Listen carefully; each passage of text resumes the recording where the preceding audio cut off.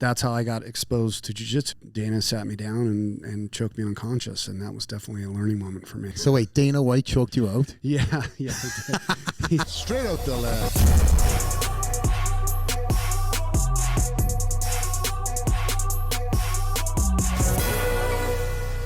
Today's guest is an unexpected Renaissance man who is known worldwide for his success as a champion off-road racer. But his interests extend so much further. We talk mixed martial arts, ballistic, and what it takes to be a savage in all areas of life. Creating a lasting lineage with family, a legacy with accomplishments, and a defender for your loved one. This podcast with 8-time off-road racing champion and 2 Baja 1000 champion, BJ Baldwin. My man, BJ Baldwin. What's up, brother? Man, you are on researching you outside of what I know and all the craziness that I do know and what we've spoken about. You just, you've worn so many hats, so many feathers. I mean, MMA practitioner, you're a ballistic expert, one of the GOATs in motorsport. Thanks, brother. What ticks your fancy, you know, on a day-to-day when you're doing all these multiple things on the highest of levels? Well, you know, I mean, my primary objective is to become the best, you know, driver that I could be. I've got a tremendous opportunity in having a career in motorsports. It's, you know, it's something that when I was a kid, I've always dreamed of getting the opportunity just to, like, you know, even work on one of these teams. And then now, several years later, I'm racing trophy truck. I've raced SST trucks, you know, stadium trucks, short course, done a little bit of road racing. I've raced one road race for, this is a funny story. So do you know Andrew Sassoon? He like started Light Group and a very well-known guy in the nightclub industry.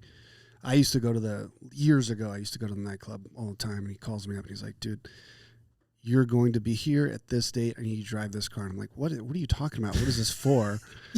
And it was a charity event that they had not all of the hosts, but like probably 25 of the different nightclub hosts that were going to do a road race in Spring Mountain Raceway. And he's like, you got to come drive this car. You know, you're my ringer. I'm like, oh man. So I was like, I don't do this. There's no dirt. I don't know how to road race like what, you know. So I had to go there and go through like a 1-day instruction of the course, but they ended up having another ringer in the field that was like a road race. Oh yeah, I ended up kicking his ass, but no. Yeah, that was my only road race I've ever done. But it's fun. You know, I've been very, very fortunate in having such a long career in motorsports, specifically off-road racing, which is my type of racing. There's nothing like it. Well, again, looking at all the multiple different, you know, races you've won outside of that road race, you got quite an amount of accomplishments, my friend. You know, Thanks, online, there's so many wins next to your name. There's conflicting numbers. So what are the stats? Obviously, you know, the big ones that the general mainstream public know are the Baja, right? And that's what you've won twice. Yes. But there's race numbers that, again, conflicting, but they're up there. So what exactly and how many races have you done, including the championships? Well, I've been in off-road racing for 26 years now, 25 years. I don't know, I have to do the math. But I started in a buggy, like a limited class buggy, and then moved up to class 1, which is unlimited open wheel, and then moved into trophy truck in 2003. And I've had lots of challenges in Baja. I've also had some success. I'm the only guy to win the Baja 1000 back to back and drive the entire distance.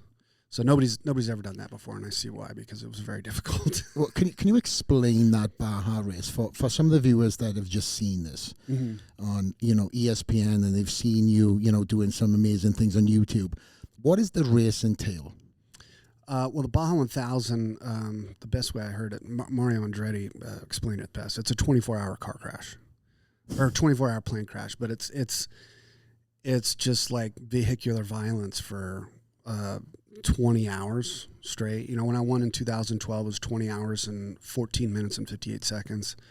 And then I won it again in the loop race. And I think it was 16 hours that year. It was a shorter race, but it's more rough and technical. And the difference in the two loops, obviously the one's more rough and technical, the other one's more like really high speed. There's parts of Baja where I'm like, you know, I can't see what my headlights are showing me. It's 2 o'clock in the morning. I'm going 136 miles an hour. So it's the most challenging motorsports event in the world. You know, a lot of people say Dakar is very challenging, but it's only like 300 miles a day. Of course, you do it for several days, and I've done that too. I did that for 3 years. I won my class in 2008. But nothing's as challenging as doing the entire Baja 1000, doing all the driving. I mean, the last 100 miles, you're seeing dead people. I mean, you're like so out of it. Really hard to stay hydrated. And, you know, most people don't have this figured out like I do, because I'm really into like human performance and nutrition and, you know, taking care of myself and stuff like that. But, you know, the most powerful thing that you can put in your body is the right food at the right time. You know, and if you could do that while, you know, in the middle of mayhem behind a vehicle that makes 850 horsepower, back then, 2012, they made 850, they make 1,100 now. But if you can get your meal in at the right time, you know, and stay hydrated and take care of yourself, I typically last a lot longer than a lot of the other drivers. Physically, plus, doing jiu-jitsu for 20 years has helped a lot, too, because I have these murderers trying to strangle me, you know, professional fighters trying to strangle me. What do I have to worry about? Some guys trying to, you know, drive up on me, you know? Like, I don't fucking care about that. And our list of friends that you have as training partners is a long list, but I want to get into that later on. That is definitely a topic that I want to unpack. Going back to the race, just I want the viewers to really think about this. This is 20 hours driving straight. And when you say you're the only person to finish it, what does that mean? Well, all of the other race teams, they'll have 2, maybe 3 drivers. So say if you have like a 3-man team, first guy will do 300 miles, second guy will do 330 miles, third guy will do 360 miles, or something of that nature. So where that's an advantage, I've done it both ways. I've never had 3 drivers. I've had 2, me and somebody else, a handful of times. But where I see that as an advantage is these things, trophy trucks, they don't do anything a regular race car does, if that makes sense. They don't accelerate well, they don't slow down very well, and they don't like to change direction. But they eat everything up in front of them. So they're going through 3 and 4 foot holes one after another. They're coming off the ground 8 or 10 times a second, not having very much contact with the ground, as much as possible. But it's pretty amazing what they go through in terms of bumps and stuff like that, but it's pretty brutal. So back to what I was saying about having 2 drivers or even 3 drivers, most of what we're doing is we're driving off of memory in certain situations because we're going so fast. And like I said, because they don't change direction or slow down very well. And if you can know your section of the course very, very well. So like in pre-running, they'll go around the race course and then make notes of everything in the GPS. And they'll go through that several times, where I'm only able to make enough time to go through the entire race course once or twice. Other people that have smaller sections can go around that section like 5 times and get to know it really, really well, which is an advantage in being able to go a little bit faster. What speed are you going through these sections when you're trying to learn that area? Well, it's all situation dependent. You know, there's times I'm going, 13, 14 miles an hour trying to navigate through tight technical stuff. There's other times where I'm going 153 miles an hour. So they're pretty fast for something that's not very aerodynamic. So these tracks, are they purposely designed by the race organizations, or is that something there is no track. You just free for all. Because again, for the viewers that are listening to this is a question that I got asked. Yeah, it's we have a rule book. Okay. And as it relates to guidelines of how we can build it, our rule book is 1 page. 1 page. Who came up with this? Double-sided or one side? It's one side, and that's what's so fantastic about the sport that separates it from any other form of motorsports. You have like stock car racing. Their rule books like the size of this thick with 1,000 pages. There's bolts on like the spindle, that attaches to the wheel. On the arm that don't even do anything. They're just a rule from 1955, like silly rules like that. And obviously Formula One and IndyCar have a ton of rules. You can't build things a certain way. But with trophy truck racing or limited production truck racing, it just has to have the front appear like a production vehicle that has more than 5,000 units existing. So funny thing is, like, I'll have people, reach out to me all the time, like fans and stuff like that. And it's really difficult for me to like explain this so many times. They're like, oh, I just bought, a 1991 extended cab Ford and I want to turn it into a trophy truck. Good luck. And they're like, yeah, like where do I? And I don't want to like piss on this guy's dreams because I think it's awesome that he's wanting to be involved in sport and stuff like that. But the truth of the matter is, you take the factory plastic grill off, which is only $236, and you throw the rest of the truck away. We don't use anything else other than that plastic grill. Everything else is, it looks like a jungle gym when it's disassembled. There's so many tubes everywhere. I'm going to cut this clip for you. So if anybody asks you in the future, you just here's your reply. Make it easy. Yeah, make it easy. Times 100, right? Yeah. So again, talk me through the difference between a standard truck that comes off, the forecourt at your local Ford dealer or whatever, Chevy, compared to that truck.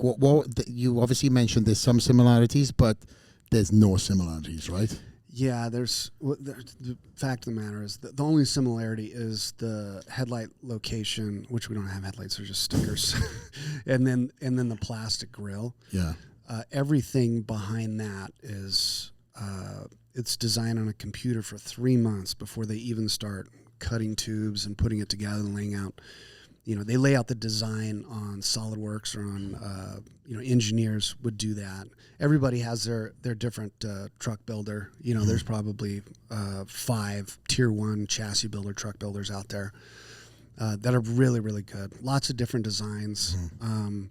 Certain trucks do better at certain race courses. Really? It's pretty amazing what these trucks go through, and you see that in the design of them. They have 25 inches of wheel travel as opposed to like a regular truck that has 8 or 9 inches, like a Ford Raptor or something like that, and 33 inches of wheel travel in the back. The shocks alone, if you were to take them off and put them on a scale, they'd probably be 1,500 pounds. And they're huge. They're very big. They're 4.5s, a bunch of different bypasses where the fluid will go around the piston, and it's set up to, can I run over this curb that's 12 inches tall at 85 miles an hour and still maintain control? It needs to do something like that, and it also needs to jump 25 feet to flat, and go through big G-outs and stuff like that. So there's a lot of technology that goes into the design of the trucks and the how you tune them as well. How much of an input do you have in your own truck? I've had quite a bit of input in what and how I like my truck to work properly. And I collaborated with Dave Peralt on the design of my new truck, which we're still trying to get stuck together. But I really like, for roads, it's tough because like roads and different elevation changes, on like very slippery roads, I like a mid-engine layout because little bit more grip, corners a little bit better. But in the bumps, I want something that has a front engine because it works a little bit better in the bumps. So you're always trying to, you know, blend a mix of the two that does everything really, really well. Of course, that's a struggle in itself, you know, to get something that's working well in all environments. It takes all, trying to tick all boxes. It's kind of like picking the tire choice. So I've seen to you back in the day when I had my first and only motorsports, experience. I used to do autograss. So everybody from the UK is aware. Autograss is a maximum 1.2 engine. We ain't jumping anything anytime soon. 1.2 liters. 1.2. Calm down. I see you salivating over there.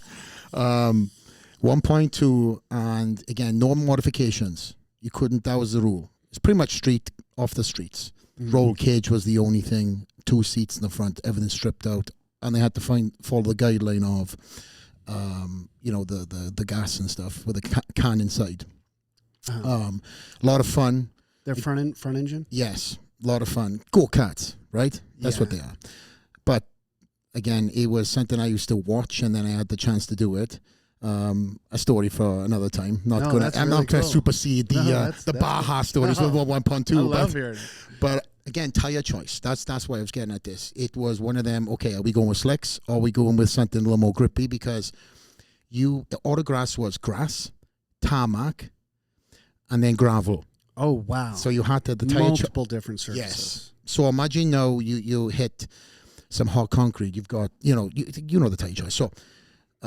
So we had to kind of pick and choose, and then all of a sudden, once you chose and it drained, or it's stuck. Oh yeah, especially if you have slicks, you have nowhere to channel the water out. And maintain contact with the ground. That's really unique.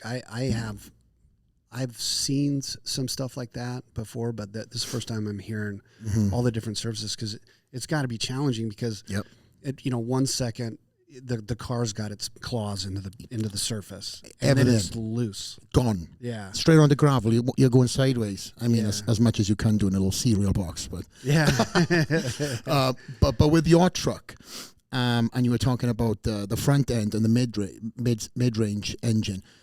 If you choose at the beginning of the season, is that it then for you? You can't change. Say you go to one event, could you then go front engine and then change to go a mid engine, or is you just stuck with that particular truck? I'm sorry. I'm not quite sure the juice is worth the squeeze as it relates to having 2 different platforms, because not only are you tuning on 2 different vehicles and getting them both to work right in the proper environments, but there's a blend of everything in every race course. Some courses are like San Felipe's got really, really rough terrain, and it's a lot of big holes, a lot of big bumps, one after another. So, my truck will go through bumps that are 3 or 4 foot deep at 117 miles an hour. But it's very, very difficult to keep it in a straight line. Yeah. Because it's barely contacting the ground, And the mid-engine trucks don't do particularly well through that surface, that situation. And there's 60 miles of just straight bumps, in San Felipe. But why can I ask you that? Sorry, BJ. Why is that? Why don't they handle the road a little differently for the viewers? Well, it's science. It's science. Like, okay, this is a perfect example that you can understand. You take 2 wheels, right? I'm talking about 45-pound plates with the bar, and you take 2 45-pound plates. You take that off, you put it on the carpet, and you try and rotate it like this. There's a certain amount of effort that's involved in that, which is far more effort than there is if you could move the plates to the center, like the mass, the inertia in the center of the bar. Then there's a lot less effort. Yeah. Now, if you take that situation and you pan it up, the trucks, when it's going through the bumps, it's trying to bend the front. It's trying to bend the chassis to where the front tire and the back tire touch. So it's constantly having to absorb impact here at different points in time. Very, very, very quickly, but. When you have a front engine truck, it's like a 45-pound weight in the engine, in the powertrain, and then the tires and the 104 pounds of fuel on the back. you have those 45-pound plates. Now, when you move motor and transmission and fuel cell and tire, it's more centered in the car.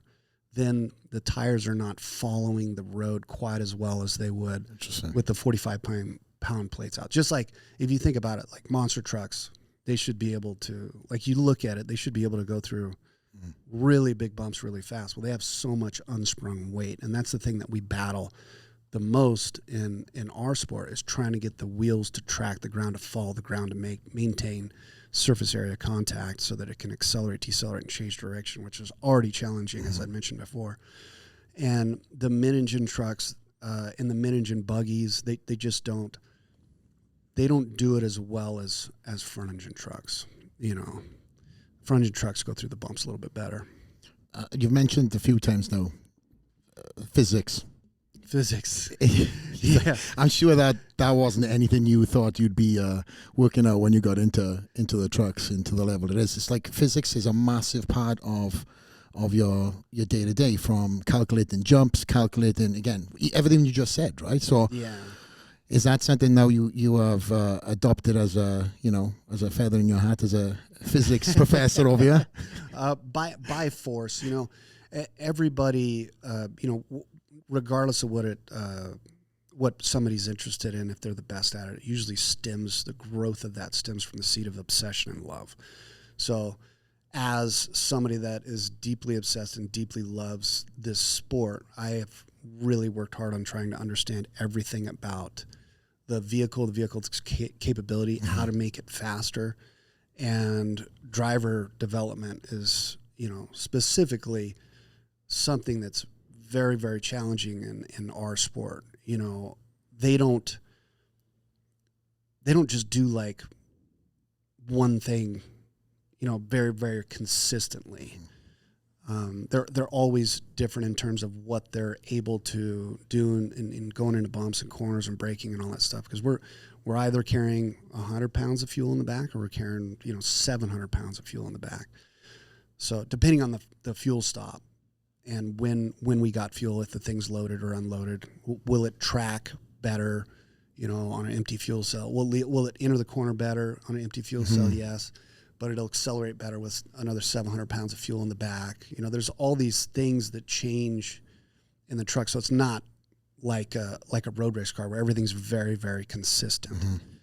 And I'm sure that they struggle with that as well. But there's, I on a good day, I can beat everybody in the field. I've had epic battles with, some of the best guys in the field, and I've kicked a bunch of asses. But that being said, there's not any one of us that can drive these trucks to their full potential. It's crazy, just to think about how much more the truck could be driven, if that makes sense, because there's so much of it. There's so much in the performance aspect of the truck. You try and get everything out of it without breaking stuff, which is also very challenging in our sport, getting the thing to stay together. If I want and I throw a tantrum, I could break my truck in 10 minutes. And what would that cost be for that truck build? It depends. It might only be like $13,000. It might be $200. It's a $900,000 piece of equipment, and it costs about $1.5 million a year to maintain, just to prep and get all the races scheduled and employ all these people that deeply love the sport as well. And being a driver, I'm a very, very, very small ingredient in the formula of success. And I've always said this, you have to have a team around you. It sounds very silly, but the only thing I do is drive the thing, and I get all the glory. I get to stand on top of the truck when I win, and I get all these trophies, and that's awesome, but I wouldn't be anything without my team. My team is 100% the most important ingredient in the formula for success, so I'm very lucky. How does one decide to put a team together? Like the specialty guys that you have that work for you now, and obviously I'm sure there's been multiple years these guys have been with you. Yes. Are they specialties in their own right, or is it kind of everywhere's several different hats, jack of all trades, or how does it work? Because I know the reason why I mentioned that is like rally car, F1. You have one guy that does one job. Yeah. What's it like with you guys on the road, for example? Is everybody kind of pitching in and doing multiple different things? Yeah, I have certain people in my team that are directly in my team at every single race, and then I have other team members that also help other vehicles that specialize. Like those people, I've got a powertrain guy, so delivery systems. Every ounce of horsepower from the truck gets delivered to the ground properly without breaking intermediate shafts, without breaking in the transmission, without breaking clutches in the transmission, without breaking ring gears and axles and all this stuff. So that's the most challenging part is powertrain. So I have people that are subject matter experts in that particular field. And then I have power plant guys, my engine guy, Ray from Dugan's Racing Engines. He builds an awesome power plant. My motor makes about 1,100 horsepower, maybe 890 foot-pounds of torque. It's very, very, if I put that motor in like a regular car, it would travel through time. It would be a smoke machine, just roast the tires, even if it was in like a big sedan. I have a really good motor program. How long would that engine last in a regular, if you just done an engine transplant into a regular truck, how long do you think it would take before it tears that truck apart? Well, I mean, I could put that motor in any production truck. Oh, yeah? And hit the gas in the bumps, and it would just blow everything out of it. Everything. It would just to show the power. It's just, the powertrain is not capable of living through that stuff. And a lot of that is the parts have to be extremely big and extremely robust and made out of the right materials. And then there has to be, our theory is like having a proper dampening system in that of a torque converter.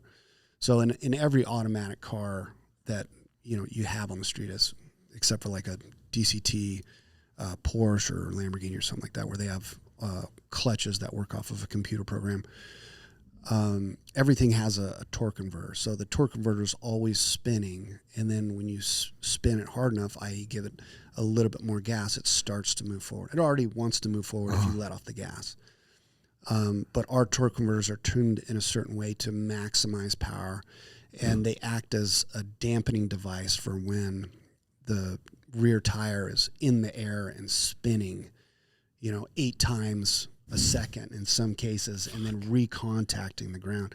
So the drive axle and the powertrain is the most fragile part of the entire system. It's always trying to blow all the teeth out of the ring gear and stuff like that. So getting the thing to live in certain areas is extremely difficult. There's certain times where I'm laying all of the power down, and it's an acceptable amount of violence on the powertrain. And there's certain times where if I do that, then it's just gonna, I'll be pulled over because it'll fold all the stuff up. It'll break intermediate shafts in the transmission and all the stuff that we need to make the thing go forward. Yeah. Has there ever been a time, and I'm sure I know the answer to this, where you're just like, Fred, I need to make up on time. Whatever happens, happens. Yes. Tell about these stories. Those are not that fun. They're not that fun. Sounds expensive. Yeah, well, it depends on the situation. It's not really. It could be expensive if you do that wrong. If there's too much mayhem. And I've had times where Kyle Kraft is my navigator. He's the best navigator I've ever had. A really good friend of mine. He will tell me, like, all right, we need to do this for the next 40 miles because we need, another 31 seconds to, if there's somebody behind me or if I need to catch up to somebody. Because, if we could, like I said, making the thing live is the biggest challenge. So we need to do this and really stretch the rubber band thin without breaking it and without folding it up and throwing it off a cliff. We need to take exceptional risk here to make time in order for you to gain position or win the race on corrected time. And those moments are not fun for me. I leave a lot on the table. Like I'm only operating within like 96, 97% most of the time, as I'm very, very cautious. And throughout my entire career, I've only had like 5 big crashes. You know, I've made certain mistakes where I've gotten flat tires and stuff like that, but I haven't had a lot of times where I've balled the thing up and thrown it off a cliff, or rolled it over, stuff like that. I have not. I've had a better record of keeping things under control than a lot of other drivers. But yeah, it's moments like that where he's like, you know, we have to go. That they're not fun for me, and usually, if we're really going, it's, you know, 15 to 40 minutes of driving at that pace. That's definitely not fun for me until I get out of the truck, and then we get to share stories, because that stuff's like, just like when you broke your arm or your wrist or whatever when you were a kid, you remember everything 30 seconds before and 10 minutes after. That's because of adrenal response, tattooing that memory into your brain so that doesn't happen to you again. I get a lot of adrenal response in the truck when I have situations where I really have to make time. And those memories, they last forever. They're not fun when they're happening, because it's like we're almost crashing every mile.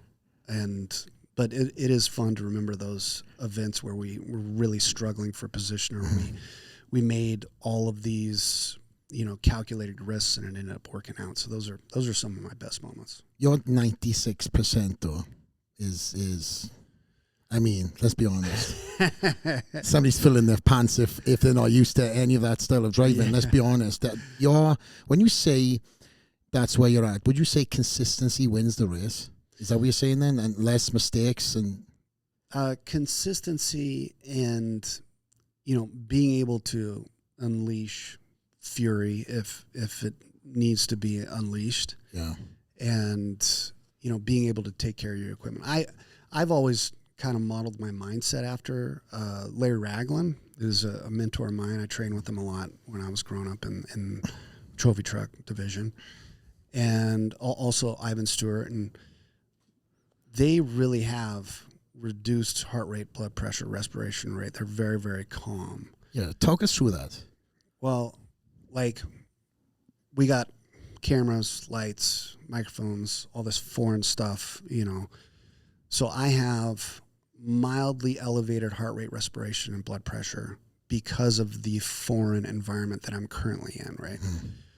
Well, all of that, when I'm in the morning of the race, I'm in this state right here where I'm like, I have to. You don't like this? Yeah, like then I This then is I not sit in the normal. truck. You know how it is. I don't think anybody's as comfortable with all this stuff on as when it's all off and it's just the boys. But there, you know, it's not like I'm nervous or anything, but there is an elevated, you know, awareness and attention and excitement.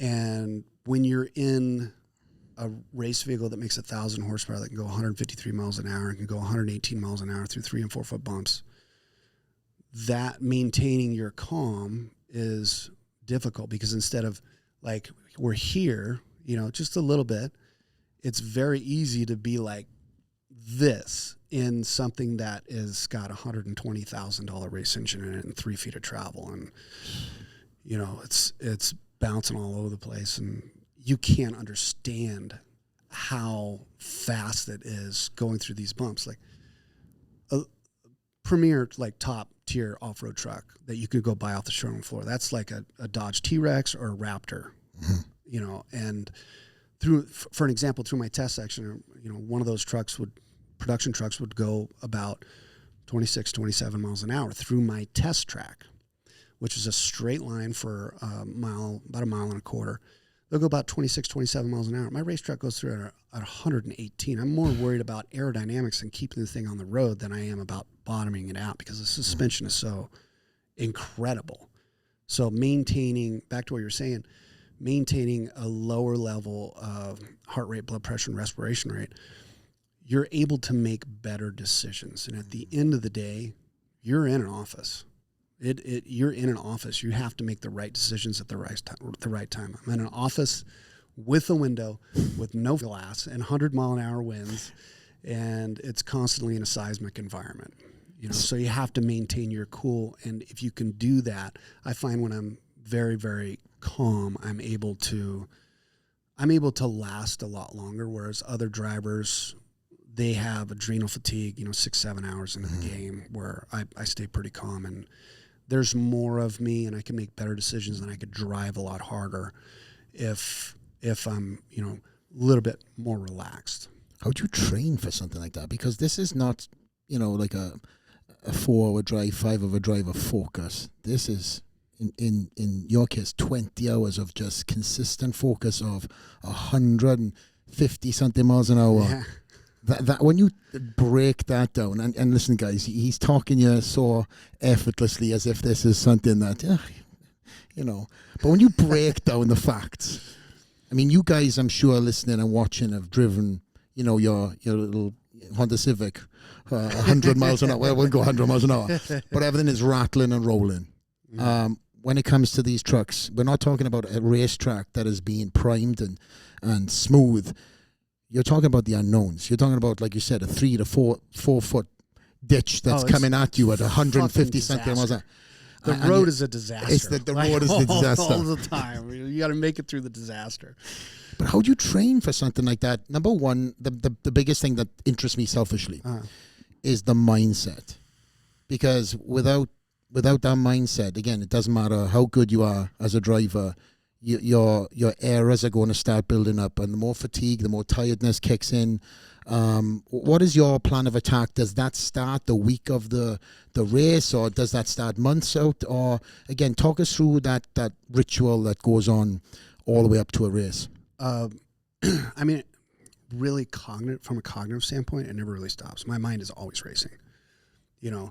Even like, when I'm at the grocery store getting some, food for dinner tonight or whatever it is, there'll be something that'll pop in my head like, okay, crest left 6, 300, right 2, rock outside, cliff, this, I'm remembering certain parts of the course and what I could have done better. That happens to me a lot. I'm not, despite all the championships and all the race wins and all the stuff that I've been able to do, like jump over trains and viral videos and jump in the Tacoma Dome and all this stuff, I'm not a good driver. I'm not a good driver. I'm good at guy. I'm good at myself. And that's what's made me, when I've dealt myself this big mess to clean up. I'm good at cleaning up the mess. Like in a sense, I have not hit the brakes early enough, and I'm going 125 miles an hour, and there's a left-hand turn right there. How can this situation? Most people would like panic. Yeah. And be like, really, as soon as it stops crashing, I need to get out of my belts because it's probably going to catch fire. Instead of thinking about that, I'm able to process fear over here, access the solution, and delay the fear response for 8 or 10 seconds. And usually processing that solution when things have gone bad and I've made myself a gigantic mess in this corner, I'm able to, okay, what can I hit that's not going to be devastating? I can hit this tree that's been fed water for years. I can hit this rock that's 25,000 pounds. I can hit that person, but that'll be frowned upon. Let's try and hit this. Let's try and hit this bush that's dry. Yeah. Of course, I've actually thrown races away because I've made mistakes like that, where there was 9 people on top of a rock and I chose to go a different direction and crash it off of a cliff as opposed to get involved in, trying to get blood, hair, and teeth off the front of my truck for hours. Baja's pretty crazy like that. Yeah, it sounds like it.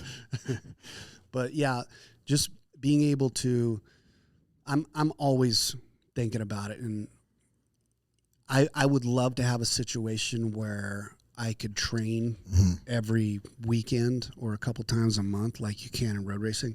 But the fact of the matter is my race truck's only together like 22, 24 days out of the year, 25 days out of the year. Because after every single race, it comes all the way apart.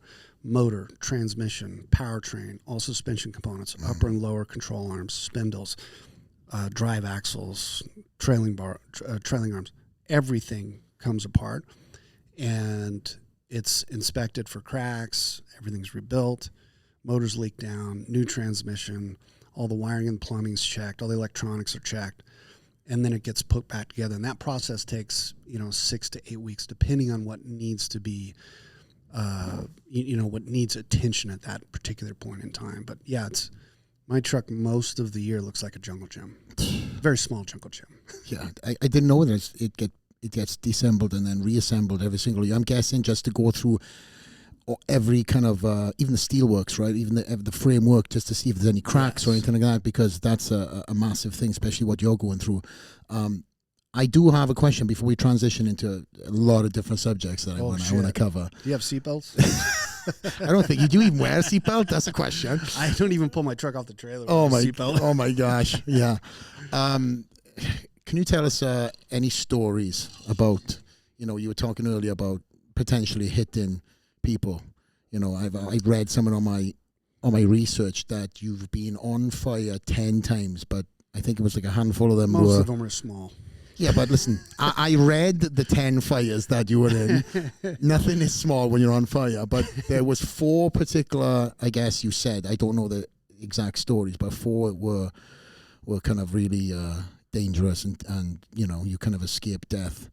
What was one of them stories that we can give the viewers? One of them that was really good, like when I talk about like vehicular accidents in motorsports, there has been a few. Excuse me. And, being on fire, I talk about it like, I've mentioned it, but people kind of, relate like, oh, you must have been engulfed in flames. No, it's I've only had that happen a few times, maybe two times. Only 2 not times. completely engulfed in flames, but like where there's fire in the cab, that will definitely produce an adrenal response, and you'll go from here to there. Yeah. I'm sure your heart rate is calm under that pressure. Oh, yeah, especially if it's already hot outside. Yeah, I've had a few electrical fires, which have not been, super dramatic. And a couple in the cab, I just get out. It's not too big of a deal. Shut the power off and stuff. But I did have one in particular that's definitely worth mentioning. I was this was years and years ago.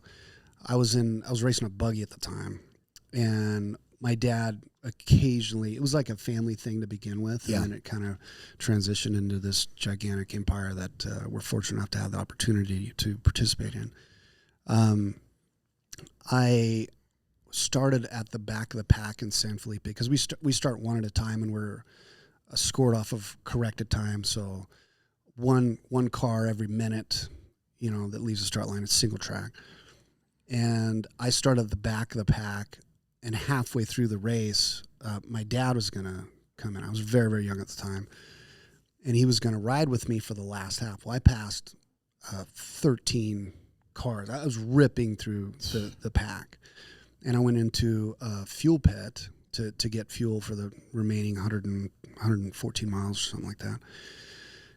And both of I had fueling systems that were different than I do now. Now they just punch this device into the side of the truck, and it's pressurized, and I do fuel and tires, and I do like 90 gallons of fuel and new rear tires in like 29 seconds or 27 seconds. Very, very fast compared Incredible.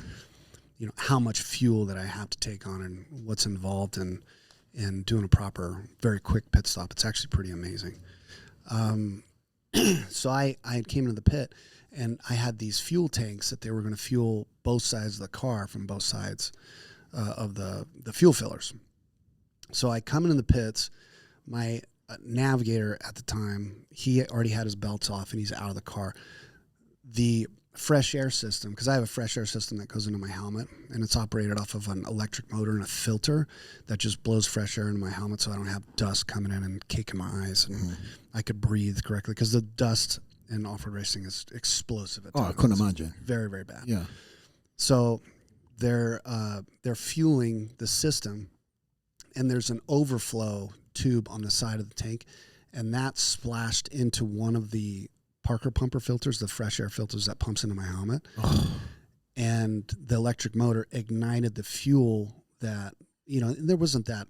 There was like, maybe a few ounces of fuel that went on top of that and caught fire. Well, they panicked, and this side pulled the fueling system out before it went down, and then this side did the same thing. So I had like 6 or 7 gallons right in the engine bay, and it burst into flames. And the origin of the fire was in my fresh air system. So now I'm being force fed burnt paper, burnt plastic, burnt rubber. Fumes. Oh, you get high, Stu. Yeah, That's I bet. So they yell fire, and then all of a sudden it's like coming around me, and I get all my my belts off and get the window net down. I didn't realize I was being force fed all this stuff. All of the color in my vision went to black and white, and then black dots started expanding, just like, and then I started going out. I got all my stuff off, and then I went to get out of the window net, and I couldn't get out of the car because we don't have doors. You have to get in and out through the window. And I was chubby back then. I was like 265 pounds. And my dad came over, and he stuck his hands underneath my armpits so that he didn't get burned. And he pulled me out of the car and saved my life. Wow. Yeah. I was going to ask you. So he didn't get burnt. He was obviously. No, I mean, he burned a bunch of hair on his hands and his arms. But he already had his helmet on and his fire suit. Yeah. So he got me out of the car and saved my life. He was the first one there. Yeah, he was the first one there. He probably was freaking. Now, as you're a dad yourself, I couldn't imagine the fear that he had seeing his son on fire. You know what? I wasn't afraid at all. And it was because of the father-son relationship between me and him.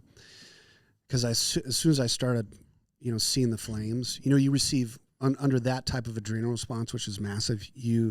Some people say it slows down time, but I think you're just able to receive more inputs of information instead of receiving like 6 or 7 inputs of information per second. Now you're capable of receiving, 360 to 400 different, thought processes.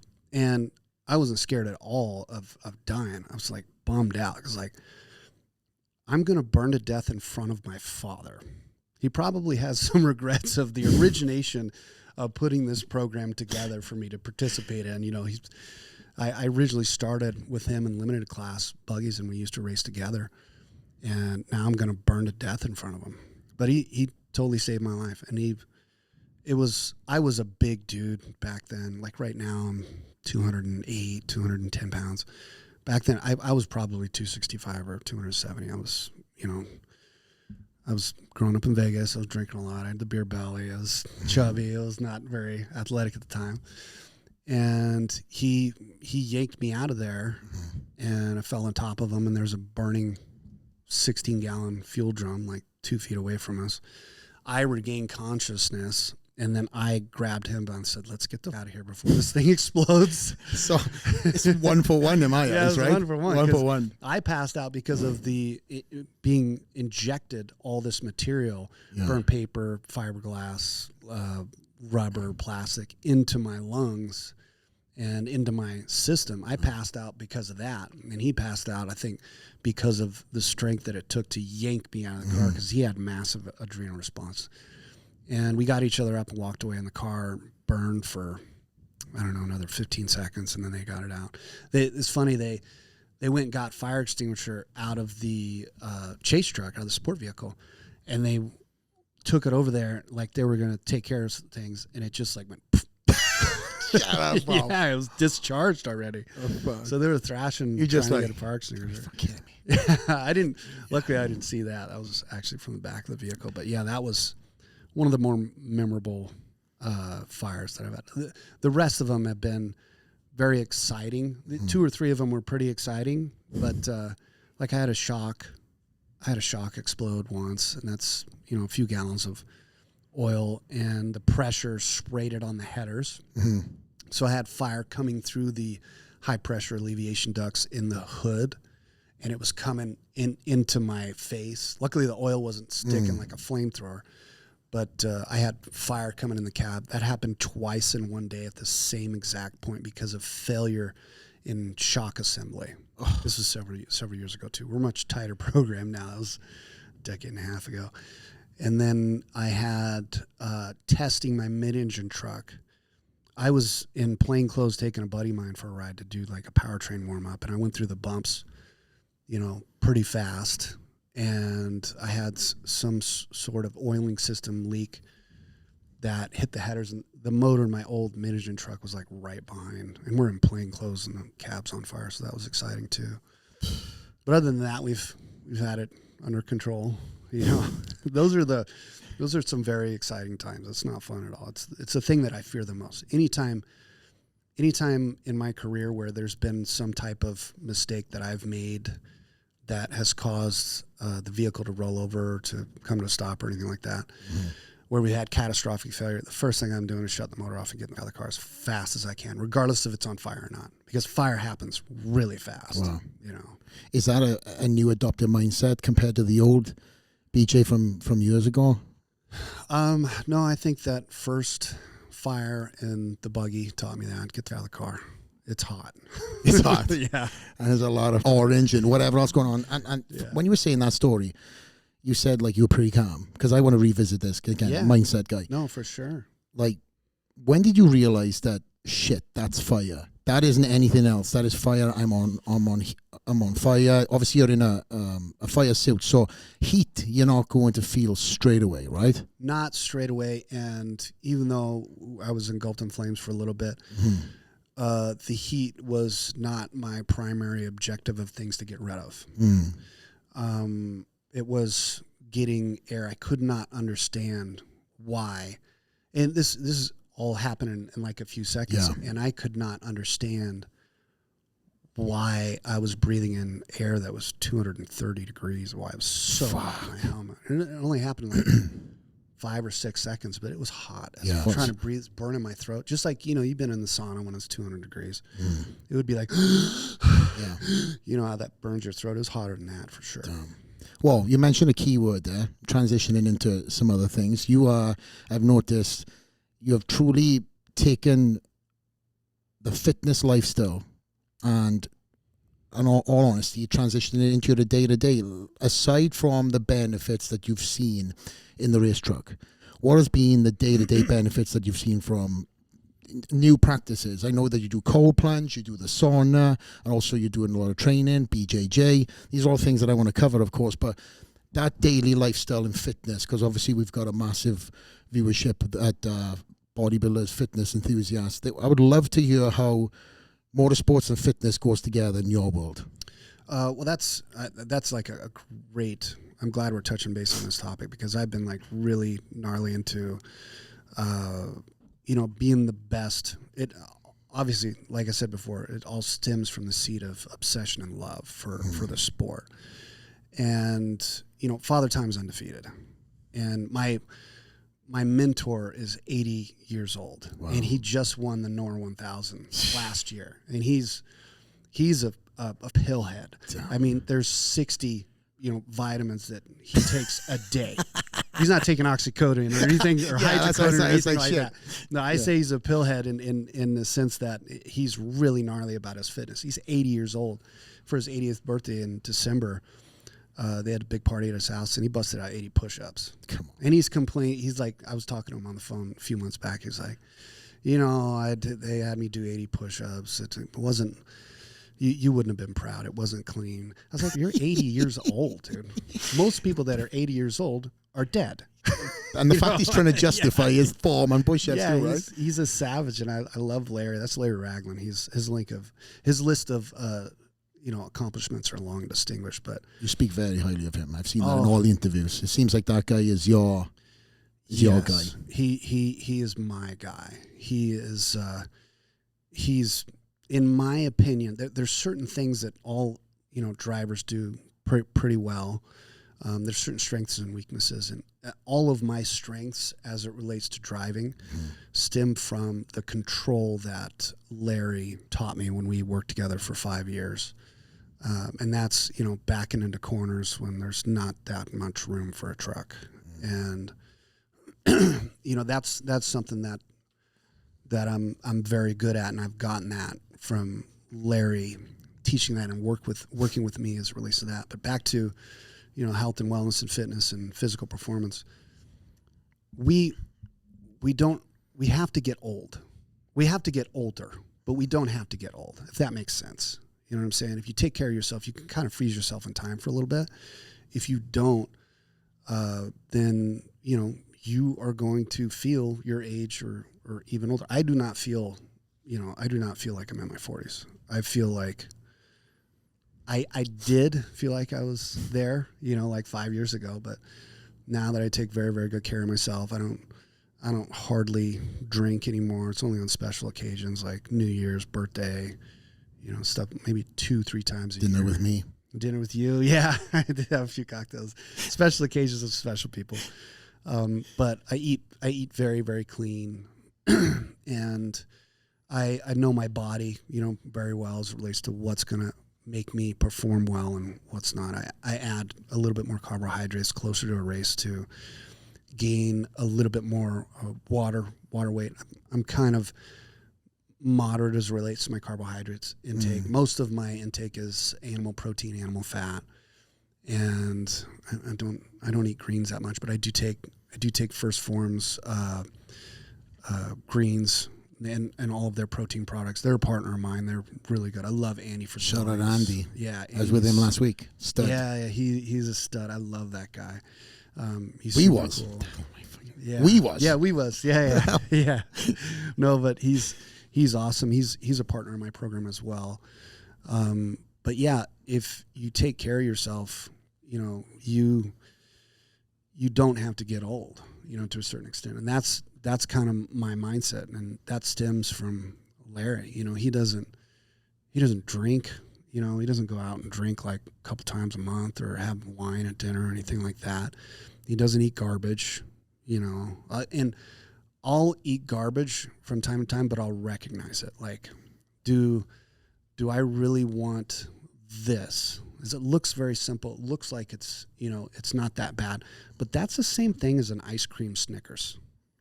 Why don't I just go get an ice cream Snickers? If I'm going to eat garbage, let's go all the way. You know, so being able to recognize food and its performance on the body and how you feel afterwards, and you know, doing a bunch of research. You know, I follow Huberman. I watch all his stuff. His stuff's great, and I follow Joe Rogan's like a perfect example. He's 55 years old, and he's like a savage. You know, he's awesome. I was just watching him and Sean O'Malley on the way over here, but yeah, there's plenty of. That's a perfect example. Joe's like, I don't know any 55-year-olds that look like that. You know, I don't know very many.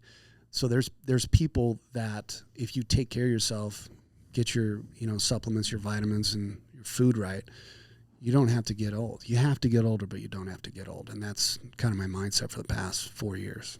Yeah, we've got a lot of great friends who, mutual friends, they're the blueprint. Yes. That kind of, if anything, bridged the gap between you and I, where obviously I was the competitive side, and then you've got friends who are maybe in a different realm of sport, but now I've started adopting that same knowledge where it's like, oh my gosh, you know, food is fuel. If I eat this, I feel this way, I think this way. It's an incredible thing when you kind of break that down, where I didn't grow up with the knowledge of anything dietary. It wasn't. It's also the cost. It's cheaper to eat shit than it is to eat good. And there's nobody kind of, you know, being the poster boy in the UK as an ex-athlete or somebody that's on TV as a presenter. They're always pushing what's being paid for. Yeah. So there's never any kind of. You got to read between the lines. You've got to, again, if you have knowledgeable parents or somebody that's in and around you, it's like, okay, listen, eating good will result you, but you know, looking like this. Right, and everybody's influential as a young teenager, even younger, right? You're in that key stage of meeting friends and circles and stuff like that. And nutrition for me, I never picked up until later on in life. And I played rugby. Probably was my best thing because I burnt everything that I ate. Yeah, you could process garbage when you got that kind of physical. It was like that in my early days of jiu-jitsu when I was training like twice a day. You know, but I'm glad you brought that up. The like price of food. Specifically, I have an incident where I can relate to that, where I have a very, very good friend of mine, for instance, high school. my buddy Nick and his wife Crystal. She's like, you gotta help me. This is like a year and a half ago. She's like, you gotta help me with him. You're in your 40s and you got abs, and you did not used to have that. They remember you from old. Yeah, they remember me being like a little chubby. And she's like, Nick is 350 pounds, and you got to help me get him started on your program. I want to get him healthy, but we can't. I was like, well, you got to eat this and this, and you got to change the way you eat. You have all this garbage. I want to go over there and throw it all away in the pantry, because when you open the pantry, regardless of whether the lights are on or not, it's glowing in there with carbohydrates. Simple carbohydrates, marshmallows, Hershey bars. That sounds great. Yeah, it's great for like 12 to 15 minutes, and then you feel like garbage. Yeah, I'm like, I'm gonna go over there and just fill up trash bags of. She didn't eat very good at the time. I now got them sorted out, but one of our arguments was, well, you can't do that. All that stuff like costs money. I'm like, yeah, you wasted the money when you bought that garbage. You wasted the money when you bought that garbage. Throw that money in the fireplace. It's way more entertaining than putting poison in your body. And she's like, well, we can't afford good. We don't want to spend the money on good food. It's more expensive to eat cleaner. And my argument was, yes, it is, because you're going to be buying food for 25 years. At your current rate, he's going to be buying food for 5 years. There's not guys that are 350 pounds that live to be 50 years old or whatever. So yeah, it is more expensive because you'll be buying better food for a way longer period of time. I want to die of a heart attack when I'm 110 years old. That's my goal. Lose blood pressure, lights out, kick the cord out of the wall. That's why I want to do it. I don't want to develop disease and because I didn't take care of myself. There's plenty of stuff out there that tastes, amazing. That's good and healthy for you. I love steak. I love, high fat content steak. I eat, I'll start eating liver this last year, which I feel like it's like a nootropic effect when I eat like that kind of. Yeah. Do you ever eat liver? Never. So tell me now, because obviously there was the Liver King that kind of brought a lot of the attention to liver. Now, what your thoughts are about him has nothing to do with the benefits of liver. So as my new, boy, what is the benefits you got from liver?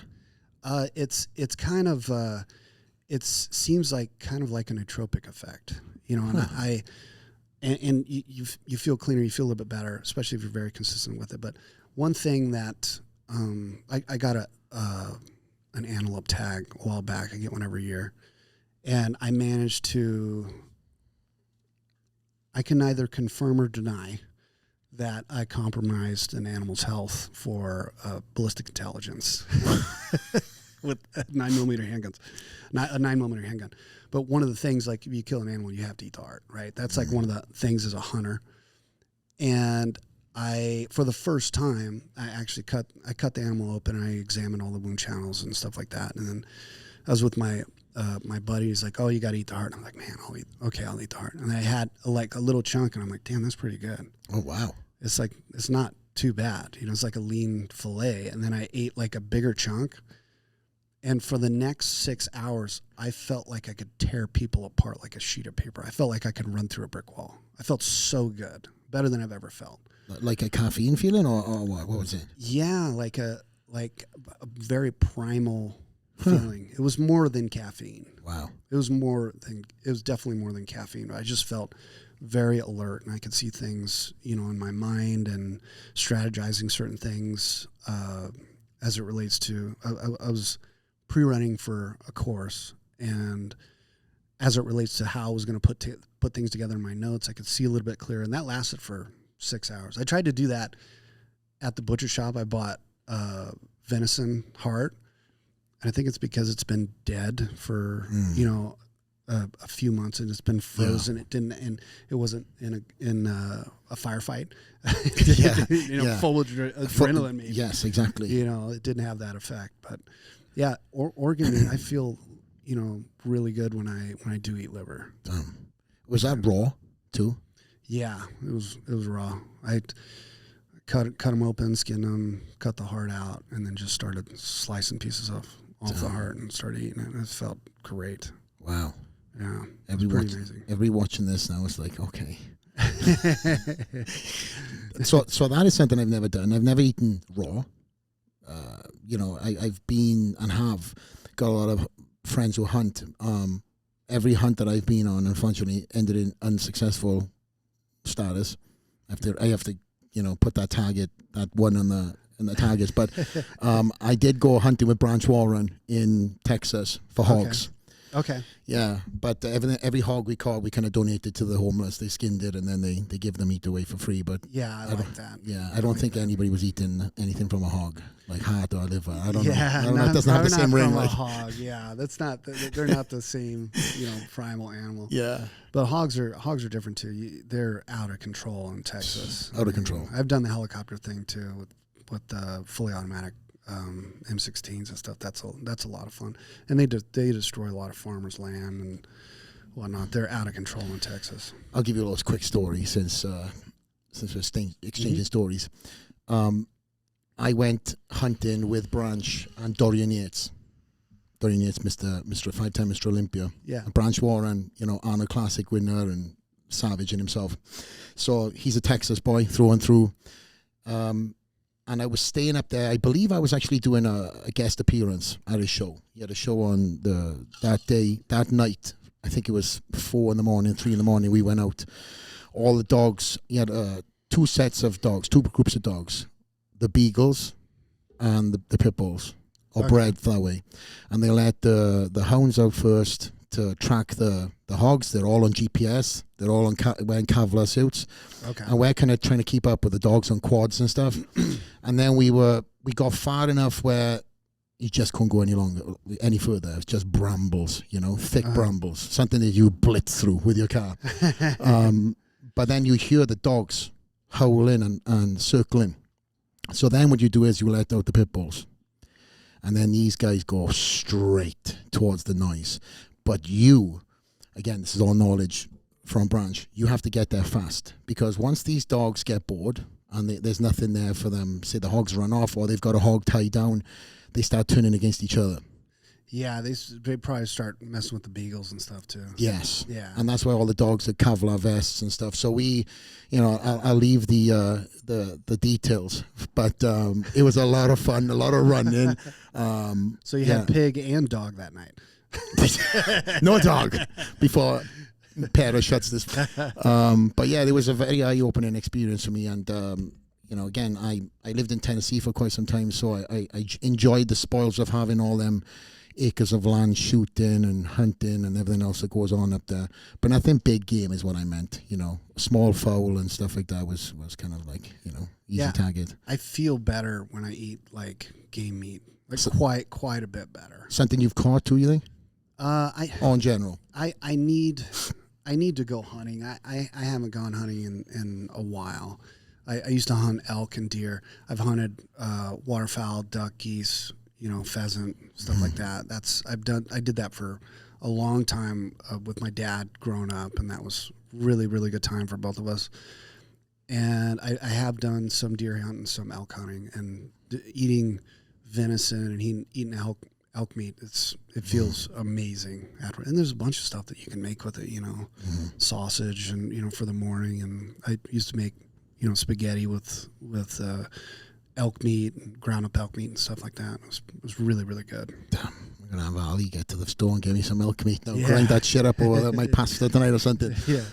But keep it on the same line as with the fitness and health and stuff. You mentioned BJJ. You are a practitioner just under 20 years, correct, of BJJ? Yes. Incredible. So tell us the story of how that came about, and also there might be a name that we're mutually friends with, which a lot of people on the show now know as the president of the UFC. Oh, yes. Dana's like a brother of mine, Dana White. He's, that's how I got exposed to jiu-jitsu. I wanted to learn, about chokes because of a confrontation that I had. And, Dana sat me down and choked me unconscious. And that was definitely a learning moment for me. So wait, Dana White choked you out? Yeah. He did. He choked me out with the RNC. And then later when we were training, he choked me out with the triangle choke. Damn. So I got an education from from Dana about grappling as well as striking.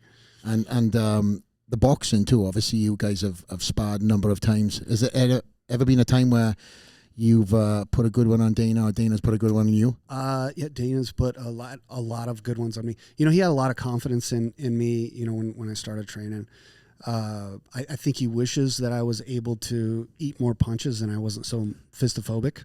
You know? Fistophobic. You know, I love it because he wanted me to early on. He wanted me to fight until he realized that I was not quite built for that. I still did, spar, a bunch of times in that gym, and I sparred with Dana a bunch of times.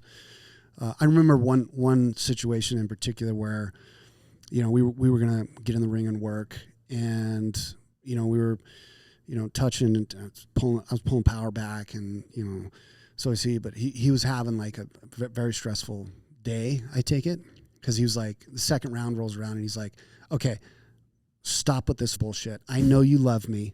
Okay. Give me everything that you have. I'm like, are you serious? He's like, give me everything you have. I know you love me. You're not going to hurt my feelings. Just try and kill me. It's uncomfortable for me because like Dana's a fighter. I'm not like a fighter. There's a different, it's not something that you learn. You're either born with it or not. And, I was just turning my hands over trying to delete him, as he has requested. And one time in particular, it's very hard. He's very elusive at the time, is when he was training for, I think it was when he was training for the Tito boxing match. And I think that would have been very awesome to watch. It never ended up coming to fruition, but he was training for it heavily. He was sparring with heavyweights. He was sparring with welterweights and guys that were like undefeated. He was working with those guys, and he was also working with a couple other people. I was one of the feeding. I was like being fed to Jaws when I was ever in there working with him. But one time in particular, when he told me like just try and kill me, I was like, all right.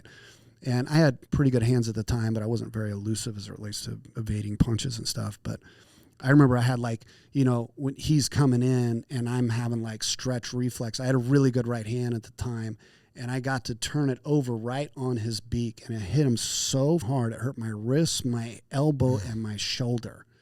And the guy's head, his brains are filled with concrete. It's amazing that he's as smart as he is, because he is so damn tough.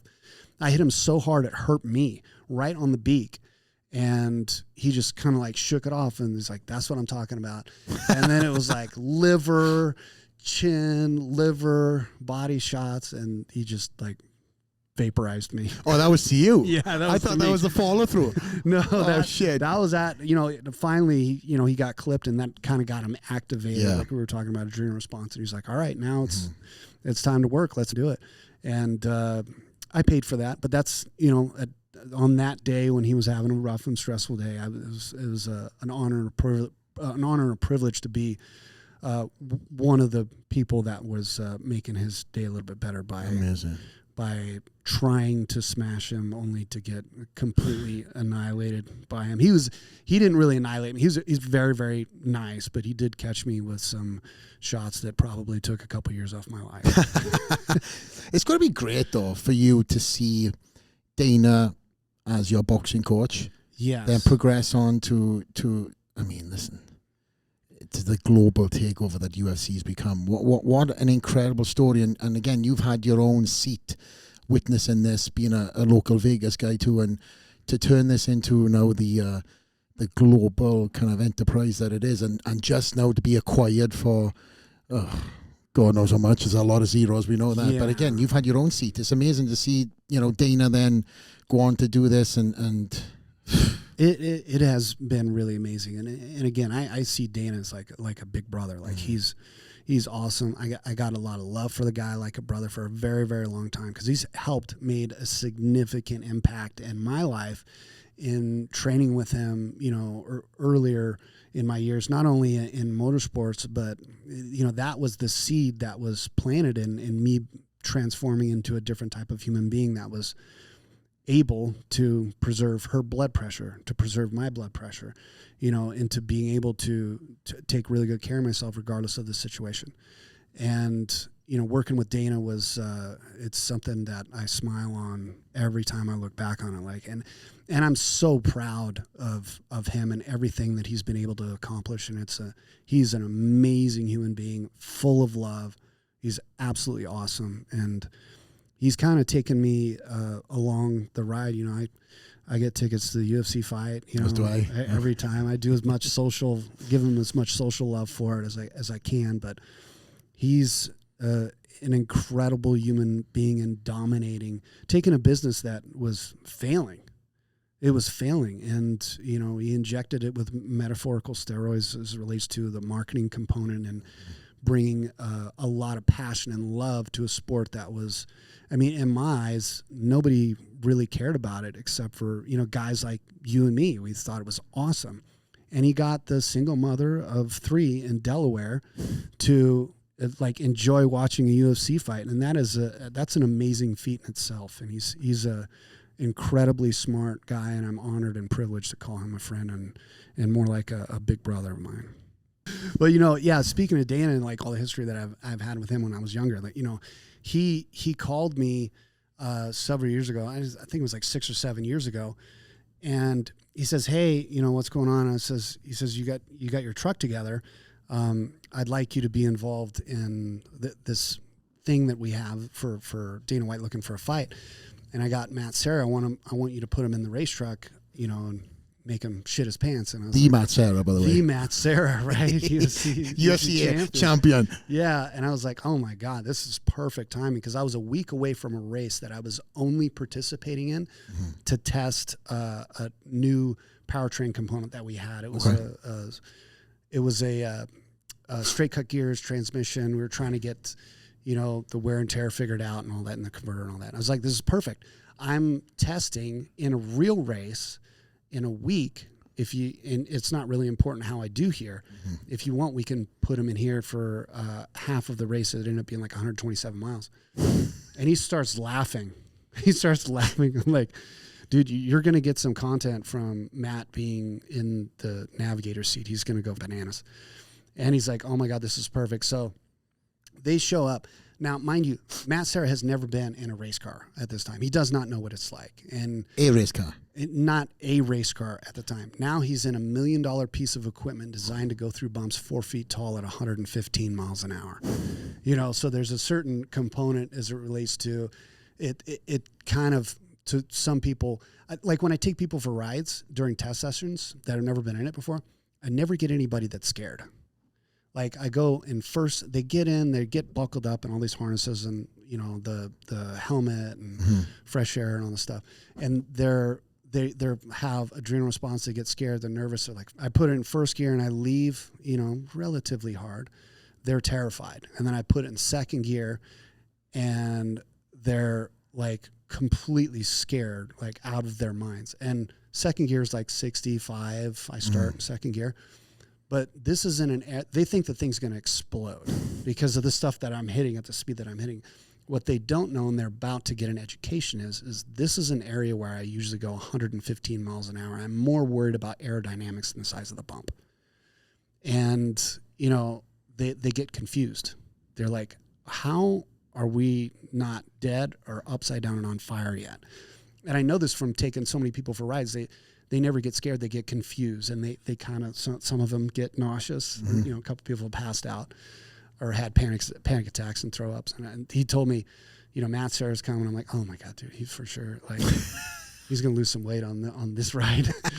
So I put him in, and it's my main objective is giving him an education as how to get out, not how to get in. If something happens, I want him to be able to get out.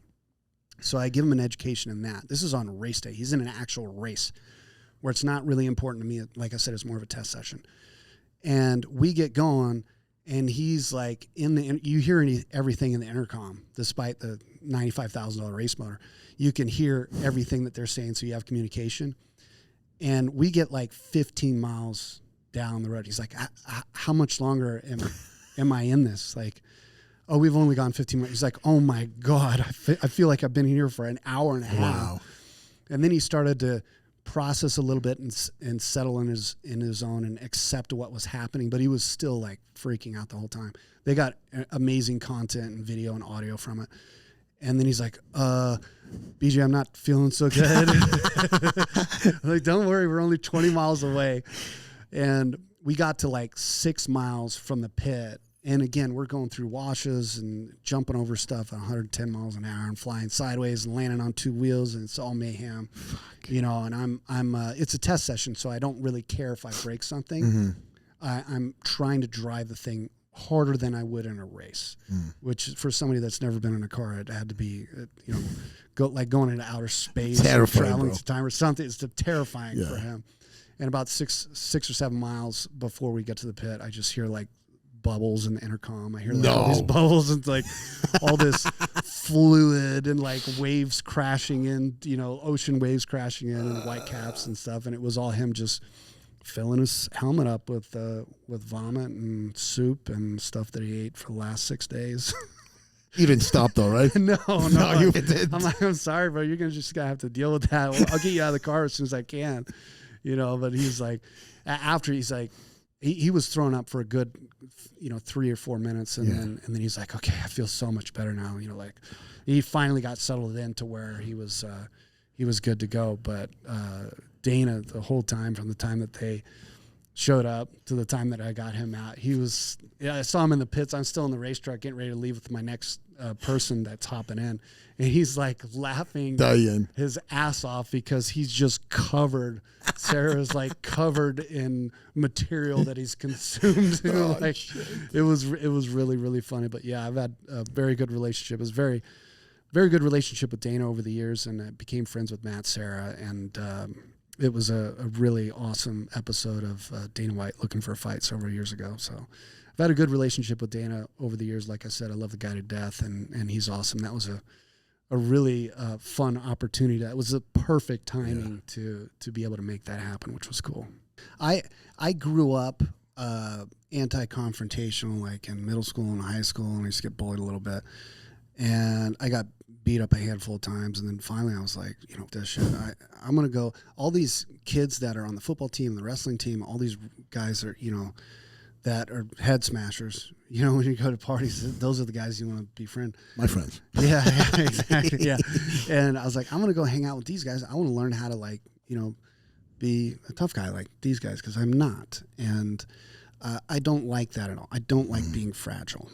And that was when in my teenage years, I started hanging out with these, you know, these guys that, you know, a couple of my friends were Gold Glove boxing champions. And no joke. And then it was, you know, I got in a bunch of street fights growing up, won some, lost some, but brave enough to participate in the violence when it was, you know, mutually agreed upon, you know, in the middle of the mayhem. Let's go. Like, let's go. Yeah, I'm going to break your ocular. You know? So, but I had been introduced to Dana White through my dad and my stepmom, Donna Baldwin. And Dana was doing, you know, boxing training for a wide variety of people, some of whom were professional fighters, and some of whom were just people that were a little bit older people, you know, in their 40s, that wanted to, you know, get their nutrition right and learning boxing for fitness and stuff like that. So I started training with him, and I immediately loved it. So he introduced me to striking, and I trained with him for about a year and a half, about 2 years. And I finally, you know, I wanted to spar, and you know how it is when you're telling the coach that you want to spar him and shit like that. You think you're the shit, and you know, you're going to go back and forth with the coach. Well, Dana is an incredible boxer. He is like a fucking certifiable badass. Yeah, people don't realize that. He can handle himself. Yeah, he's really, really tough. I ended up sparring him, you know, like a year and a half, 2 years into training with him. And it's like, man, I really don't like getting punched in the face by people that know how to punch people in the face. I've been punched in the face a bunch of times. Yeah. Those are bums. Like, those are like regular people. Mm-hmm. You know, if you have a teenage kid or something like that, you get into altercation with them. It's not like being hit by somebody that knows how to hit people. Mm-hmm. And the power that's generated with somebody that knows how to box is like 4 or 5 or 6 or 8, 10 times more than somebody just throwing a haymaker and barely clipping you, you know. So I sparred Dana a couple times, and I decided, you know what, this is getting in the way. I turned 21 at the time. I was like, man, this is getting in the way of my drinking and partying. So I'm just going to take a little bit of time off of boxing. Really? I had really learned a lot more than I did about striking, and I felt, you know, some confidence in being able to take care of myself and handle myself and stuff like that. I used to have boxing matches in my backyard with all my friends when we would have parties. We'd put on the gloves and just, you know, tee off on each other, which is pretty cool. I had a couple of friends that were obnoxiously tough guys. And then I got in an altercation, mutual combat at College Bar in the parking lot. You know, these guys pulled up. They were having a bad night, so were we. And like, you know, what? Something stupid like, what the fuck are you looking at? I'm like, bro, get out of your truck. And then my buddy Jason and I got out. I was like, all right, 2 and 2. I didn't realize there was a third guy in the backseat. Oh. So my buddy Jason got the smaller guy and just painted the side of my truck with blood from front headlight to rear tail light. Them just teeing off on each other. And I had one guy, and I was dealing with him, and he was almost out. It was a pretty good exchange between the two of them. He was a really tough guy. And then a guy got out of the truck right as I've got this guy like Bambi on ice. You know, I'm teeing off, knee him in the face and punching him, and he's getting after me. And then I've started to having to fight both of them at the same time. And there's some complications that are involved in that. No matter how tough you are, if there's more than one person, that compromises everything. So I was fighting. I was so stupid at the time. I was fighting both of them at the same time. And then this guy, and I was just keeping my shoulder up so I didn't get tagged too hard. And then this guy smartened up, and he jumped on my back and choked me. And didn't know how to choke me properly, like, you know, traditional jiu-jitsu. But he choked me enough to where I was like, you know, this is going to be the end. I'm getting soccer kicked in the face and the ribs, and I'm underneath my truck. This guy's, you know, and it's in the rain, and it's, you know, mayhem, and I did not sign up for this. So I was like, all right, we're done. And, you know how it is. You want to buy your buddy a beer, or the guy the ass that you just kicked a beer, and, you know, go hang out or whatever, and like, oh, you're tough, or some bullshit, macho bullshit when you're a teenager or when you're 21 years old. You know how it is. And so I went to the club after that and hung out at the club for a little bit. And the next day, you know, my face was already swollen, but it was kind of gnarly swollen. And I knew Dana and the Fertitta brothers had purchased the UFC that year, like earlier in that year. And I knew Dana was learning jiu-jitsu. And my buddy Jason was like, oh, I want to learn jiu-jitsu. I'm like, no, I don't want to do that. I don't want to get my arm broken or anything like that. You know, that shit doesn't look like it works anyways. You know, I was really dumb. So I went over to the Gordon Bierce gym back in the day, and I told Dana what happened. I'm like, dude, just teach me how to get out of a choke. Like, and he says, how long did you choke you for? I was like, I don't know, man. It was like forever. It was like 30 seconds. It's probably 30 or 40. He's like, okay, he didn't choke you. He's like, sit down right here, and I'm going to choke you for 1 second. And he put an RNC on me and just flexed for 1 second, and then I was coughing. It almost knocked me out right there. Because I had, you know, I didn't have that neck that traditional, like, jiu-jitsu practitioners have, where they can withstand that for a certain amount of time. It comes with time. Yeah, it comes with time. So I'm like, oh, my God, teach me that, whatnot. So then Dana introduced me to striking and got that kind of sorted out to a certain extent as it relates to my stand-up game in boxing. Of course, I was never, like, good, but I was a lot better than I was. And then he introduced me into jiu-jitsu like a couple years later, and I started doing jiu-jitsu, and I had a lot of fun with it. I had so much fun. This was before it was like really, really popularized. Like, there was no women, there was no children, there was no dentists, there was no people that worked at the airport. It was all murderers. Like, Jason Jason didn't go for very long. He was really good, but he got an injury, and then he didn't go back. But I got injured as well, but I continued to go back and train very, very consistently for about 12 or 15 years. And I remember at the time, like I was saying, there's no women or children or anybody in the gym except for savages, people that wanted to be professional fighters or wanted to learn how to hurt other people. Mm-hmm. So, and there was some gangbangers in there at the time that were getting in street fights all the time. So I distinctly remember seeing bodybuilders come in, like after every UFC fight, some guys that are like look amazing would come in and they would have their brand new Muay Thai shorts that have never been washed, and they would come in, and I was 205 pounds. I lost 60 pounds in 8 months. Still not eating super clean. I remember those guys would come in that were like 275, 280, and they'd be trying to learn jiu-jitsu. I'd like salivate when those guys come in. There's 4 or 5 guys come in that look like monsters.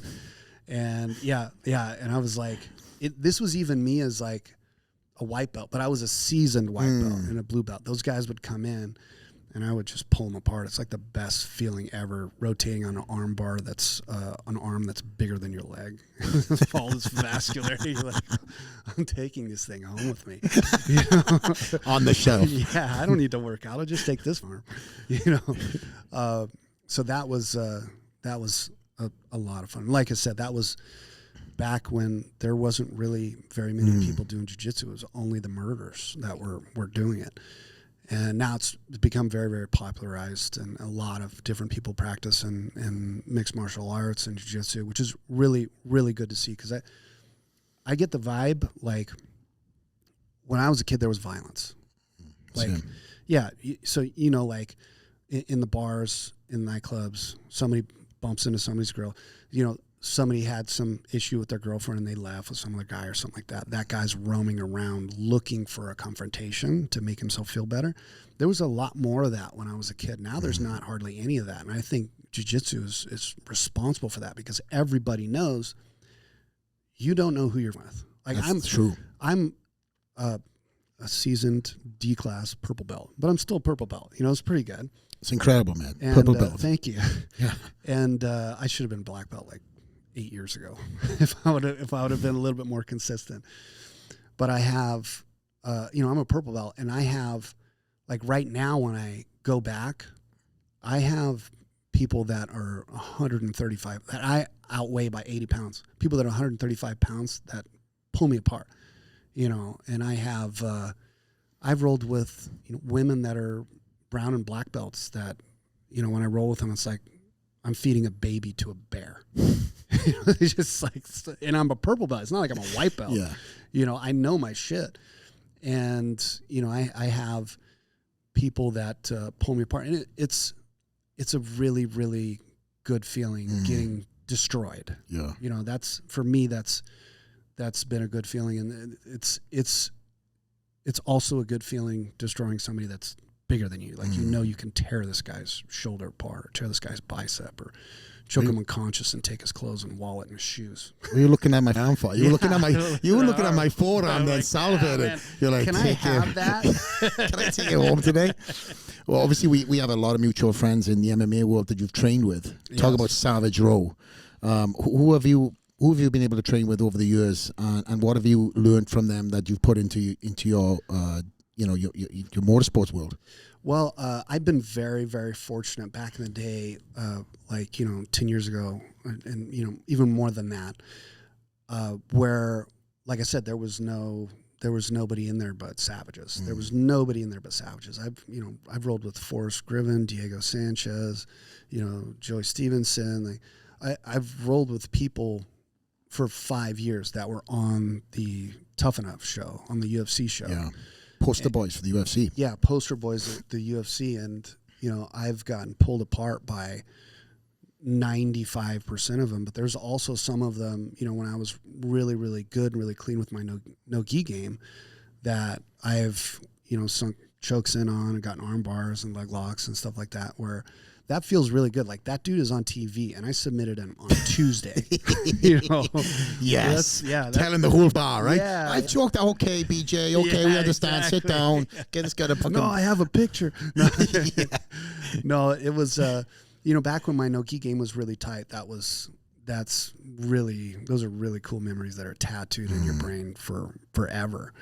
And it's a lot of fun. And it's, you know, I've got my son into jiu-jitsu now. I'll say, yeah. I wanted to wait.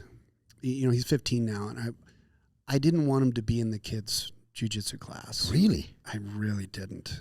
You're savage. You just posted something 2 days ago on your Instagram. Yeah. You guys are rolling.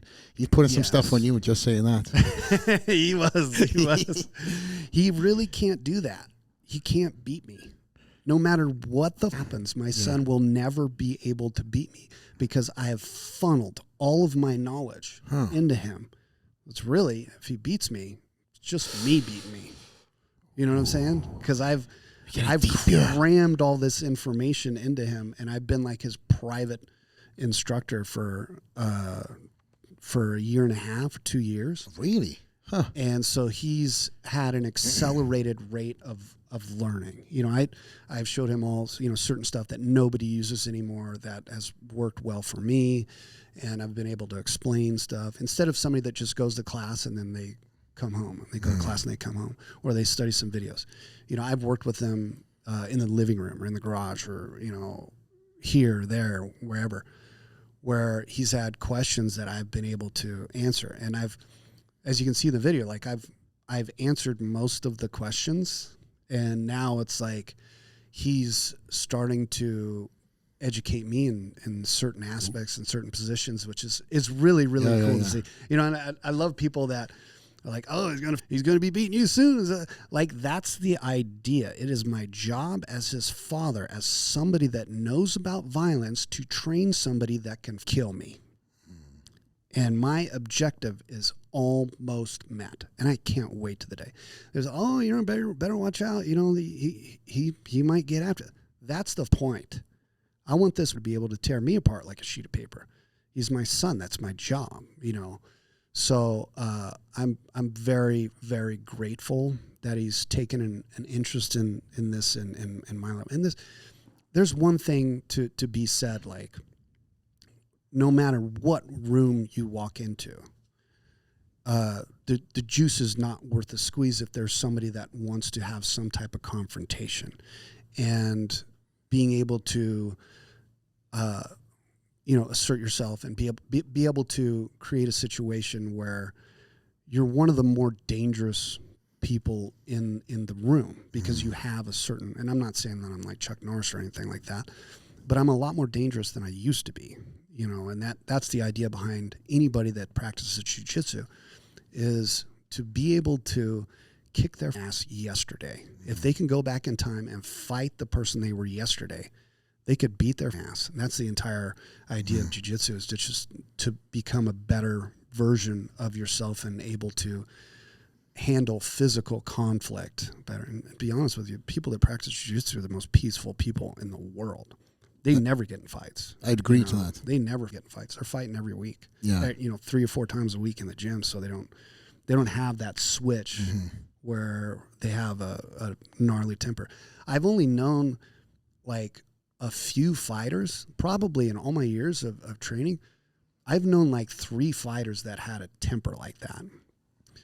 And anybody we know? Yeah. I don't want to throw him under the bus We because don't I want get to my throw him fucking ass kicked.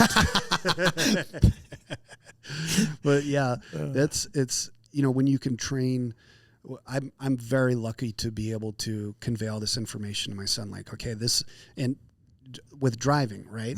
Like, okay, I'm a subject matter expert, and I know I have a certain amount of intelligence as it relates to racing, as it relates to driving, as it relates to collision avoidance, or as it relates to everything regarding a vehicle. It's my job to funnel that information into his brain so that he can become better than me. And the same with jiu-jitsu. And right now I'm working on boxing from what I know about striking and what I've been taught in the past.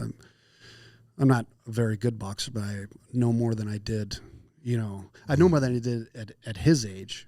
And then I'm going to have him train stand up with people that are far smarter than me. So it's, he's the best thing that's ever happened to me, my son. He's awesome. He's really awesome. He's directly responsible for every accomplishment I have made after he was born. Wow.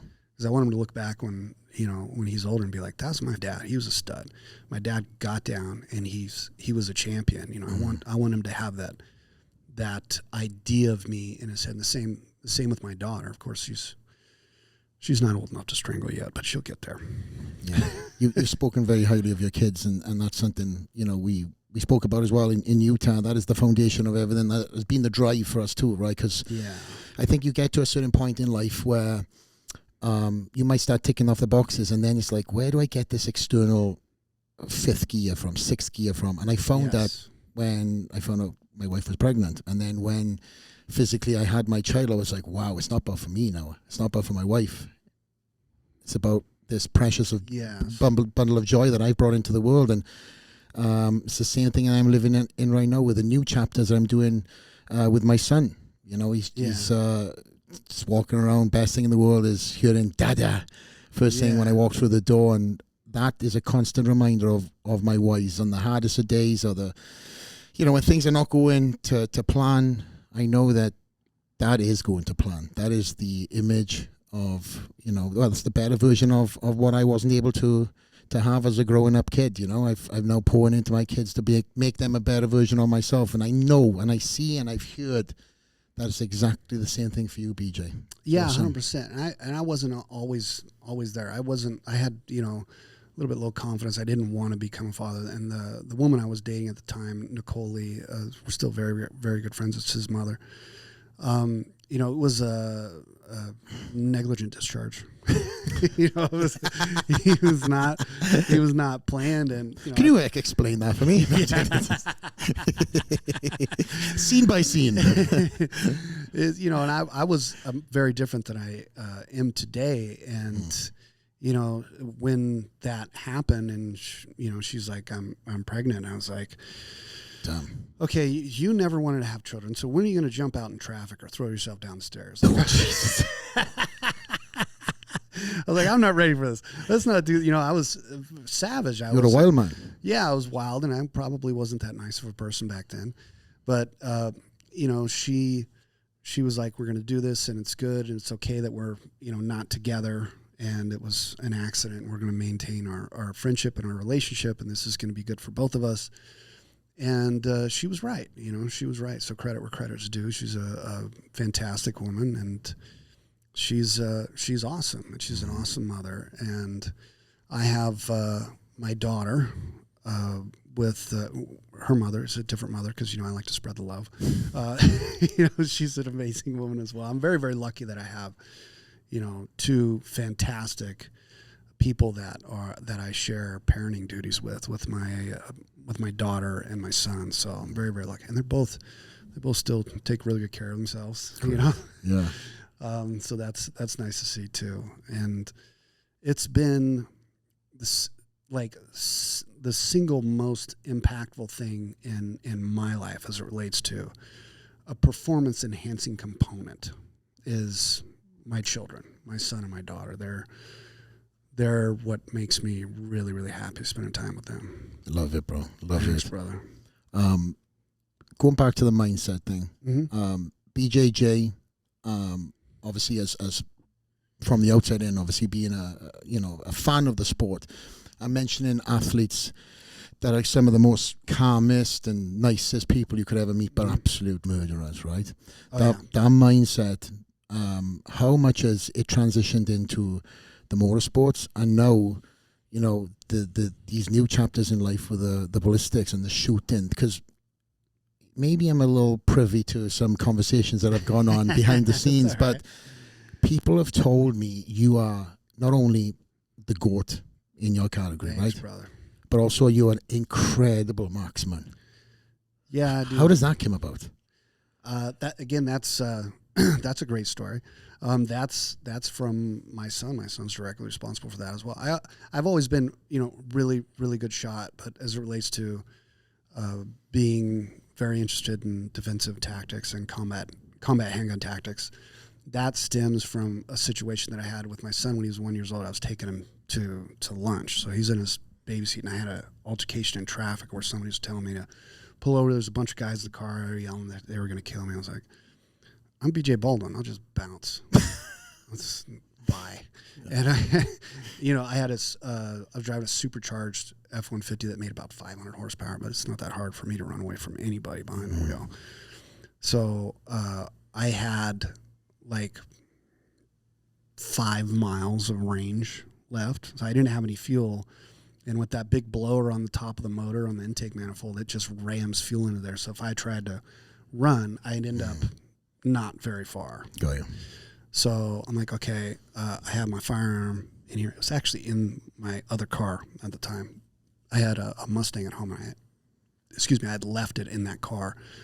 So I'm like, what am I going to do? I'm going to have to get out and deal with these guys. And, so I sprinted to the lunch place that I was going to. I got in the parking lot first, got Jaden out and ran him inside and gave him to the hostess who I know because I ate there all the time, and ran back outside to deal with the problem. Well, the guy was like very apologetic, really big Samoan monster dude. So like it was going to be a very long day for me. I was going to get my ass kicked. I don't know a small Samoan, to be honest with you. Yeah, the Polynesians and Samoans, they're big dudes. They were always the strongest guys in jiu-jitsu. But I was like, oh my God. Like I go out there and he had seen me carry Jade. He's like, I'm so sorry. I've had like a challenging day. I didn't mean to say all that stuff. And your truck threw a rock up in my windshield. I'm like, dude, what the dude? I'm thinking, I'm trying to get my gun. I got my son with me. And he was super cool. He's like, I just need your insurance so I can get my car. It was some torn up RAV4, with a bunch of dudes in it. And so after that, I was like, dude, I'm responsible for other people now, and what am I willing to do to ensure his safety?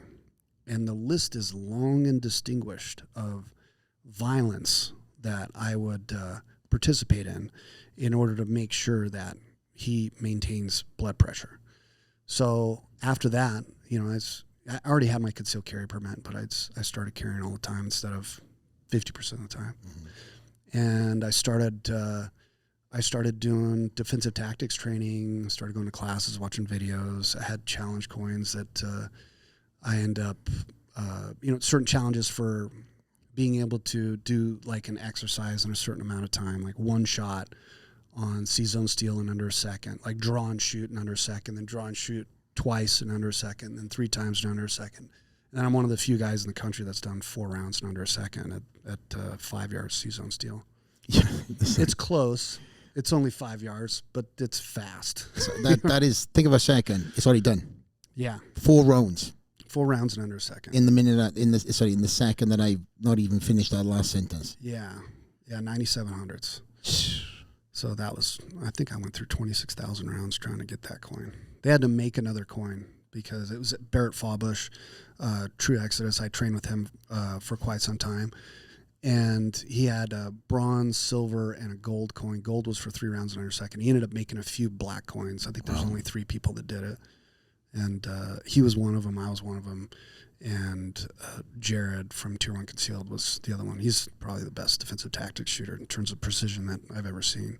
So I've learned a lot from Jared and Barrett and a wide variety of other people. And since that event, I've probably taken 40 combat handgun classes or defensive tactics classes, 1, 2, and 3 man room clearing, low light tactics. The list goes on and on. So I've done a lot of that. My son's has a lot of responsibilities. He's responsible for a lot of the stuff that I've excelled at in my life. So I suppose it's like who you meet at what part in your life, because there's the BJ that was from Vegas that your friends know. Yeah. And then there's the motorsports legend. And then there's the ballistics, tactical stroke guy. I'm just excited to see what's next for you, man, because anything you do, clearly is not in any shape or form, half-assed. You can't do anything in one foot in, 1 foot out. You're either in or you're not, right? Yeah. But keeping on the topic of ballistics and stuff and marksman, we hung out. Was it last week, right? All week? Yeah, I think it was last week. Jeez Louise, I've just had a crazy week, mate. As of you, I know we've been speaking. Mm-hmm. But you were driving back from Utah to Vegas, which is what, 6 hours, 7 hours, something like that for the regular people. 5 3/4. Yeah, there we go. And on the way home, I noticed that you pulled over and you had some targets with you, and you just decided to shoot something at, what was it, 200 yards? Is that what was it, 200 yards? Yeah, that's a very obnoxious drill. Nobody should try that. It's very humbling. I'm not With a rifle, it's fine. It's like, shooting a C-zone steel target from 200 yards with a rifle is really easy. And what would you do it with? I did it with my pistol. The bullet's not even capable of performing at that distance. I did have a very high hit ratio, but one of my drills in, I still do a lot of defensive handgun performance drills, and I train every week. I do dry practice, several times throughout the week. But I'll burn through about 500 rounds a week just to keep my skills sharp and stuff like that. One of my drills is C-zone steel, which is about this big at 100 yards, and it's obnoxiously far distance for a handgun. It's very, very, very far distance for a handgun. Usually when people train like defensive tactics with handgun and stuff like that, they're, 3, 5, 7, 15 yards. And 15 yards is like, far, but I find that when I start and finish my drill with 100-yard C-zone, and I can get it in under 2 seconds from the draw, then that speeds up my presentation when I get closer. When I get 25, 15, 7, 3, 5. Interesting. Because I'm just on my sights a lot earlier. So it's easier to get like an ocular cavity shot from 7, 10, or 15 yards. So that's something that's helped my training, but something that nobody really does. I was actually just at JJ Kaza Point One Tactics class with Donovan about a month and a half ago up in Idaho, and they had all these contests where you can win, certain prizes. It was a 3A class, and then one of the drills, I didn't even know it was a contest because I was like 5 minutes late to class, getting all my mags stacked and loaded. One of them was replicated a 100-yard C-zone steel hit, and it was one of the very, very few classes where I was like one of the poorest shooters in the class, because they're all professional. They're training to be professional shooting instead of just defensive handgun shooting, which is what I do. And I actually won. I won the handgun without even knowing it. It was like, $1,500 handgun that JJ Rakaza, who's a multi-time world champion match shooter, competes with, and I won it with that particular drill. So I love how you start off that conversation with, "Hey, I was one of the poorest shooters in the class, but I ended up winning the competition." Yeah. Well, I fell flat on my face in the other 5, but this particular one replicated my drill, so I nailed it.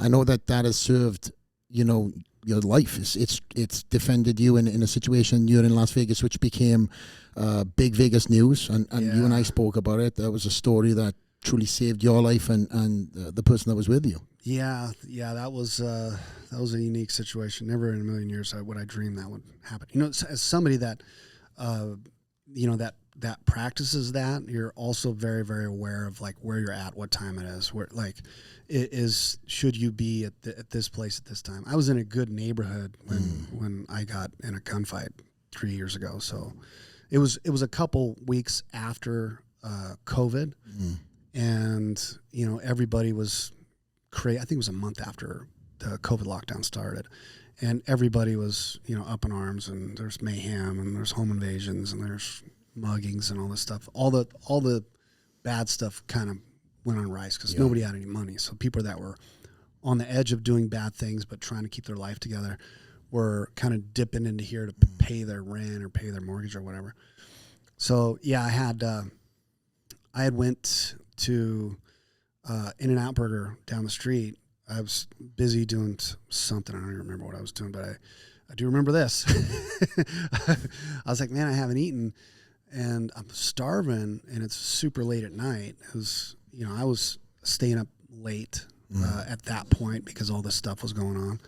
And I had my son and my son's mother and her husband living in the same house. It was like one little community at my house because we didn't really know what was going to happen. We thought everybody that I talked to that was very smart told me the sky was falling. There's going to be all this bullshit that happens. So we ended up going to In-N-Out and getting some food, and then we got out of the car. We kind of had a little bit of cabin fever, so after we got done eating, we got out of the car and just hung out like in the parking lot. And it was in a really good neighborhood. It's like only a mile away from a neighborhood full of houses that were several $1 million. It wasn't like it was. It wasn't like it was in Northtown or something of that nature where there's high crime rate. And I had a couple guys come up and with a gun. They already had one guy in the front already had a gun out, and there was I think what he thought might have been a robbery or an assault, or I don't know what his plans were. I never ended up talking to him. I only knew him for 4.6 seconds. We exchanged gunfire. He had the gun pointed at Tori and was marching towards her, trying to gain access to her. He flashed the gun at me and then tried to go towards her, and I drew my handgun. And I think, like I said, I think he thought it was going to be some type of assault or robbery or maybe murder. He was on a bunch of compromising drugs because of the toxicology report that I saw. He was on a bunch of stuff. But he ended up showing up to a gunfight that he didn't know. He didn't know that the person that he's trying to assault with a firearm has studied defensive tactics and studied civilian gunfights, short game gunfights for the past 15 years. It can shoot 4 bullets in 1 second. Yeah, and shoot really fast. And I wish that never happened, because it happened. There's this exchange of gunfire, and the person that trains a lot more won that gunfight, and that happened to be me. And I wish it never happened. I really do. I wish it never happened. It's very unfortunate that it happened. And because of that, there's a wife out there without a husband. There's 3 kids out there without a father. Just because of somebody was having a tough couple weeks and decided that they, were going to participate in some drug use and unleash mayhem on whatever was in front of them on that particular moment. And I ended up being a much more powerful ingredient into the formula for armed assault than he had anticipated. And he ended up passing away from COVID-19 that night. It was COVID death, right? Yeah. No. We'll take that box. Dark humor. But yeah, there was exchange of gunfire. Tori was shot at twice. I was shot at 6 times. And I ended up engaging in the exchange of gunfire that struck him and ultimately terminated him. So, which is very unfortunate. And again, I wish it never happened, but I'm very glad it happened. If it had to happen, I'm very glad it happened to somebody like me. Yeah. Because somebody else could have gotten killed. If I didn't have the skill set that I had, Tori might have had her orbital broken and her face and jaw broken or whatever. I really don't, like I said, I don't know what the plans were, but I wasn't willing to find out, and I was willing to let brass fly in order to make sure that I preserved her blood pressure, because that's, my objective. That she's with me. It's my job to keep her safe. It's my job to keep my son safe. It's my job to keep all the people in my family and my immediate environment safe as somebody that's a responsible concealed carry holder and a gun holder. So, I was part of a homicide investigation for 6 days, and I was exonerated. It was very, very fast. It wasn't like that person was trying to stab me or hit me with a hockey stick, or it was a gunfight, an exchange of gunfire with 2 piles of brass 26 yards away. And so that was very tough for both of us to deal with. I really didn't feel any negative impact except for being a high profile person. I had the rumors flying around like, oh, this guy killed his drug dealer, and like, oh, this whole shit that you see online. Like, I love cookies and cream ice cream shakes. Like, I love them. I haven't killed a single person from Baskin Robbins. Not one. In over 25 years. I've never done it, so it doesn't make any sense. But, when you're a high profile person and something like that happens and the rumors fly, and it sucks that people would think that, I would want to do that or want to get shot at. That's retarded. Let's be honest. During that time, though, there was just nothing but COVID news, right? So you being high profile, they took this, they run with it, they try to do whatever they could have, would have, tried to. How was that?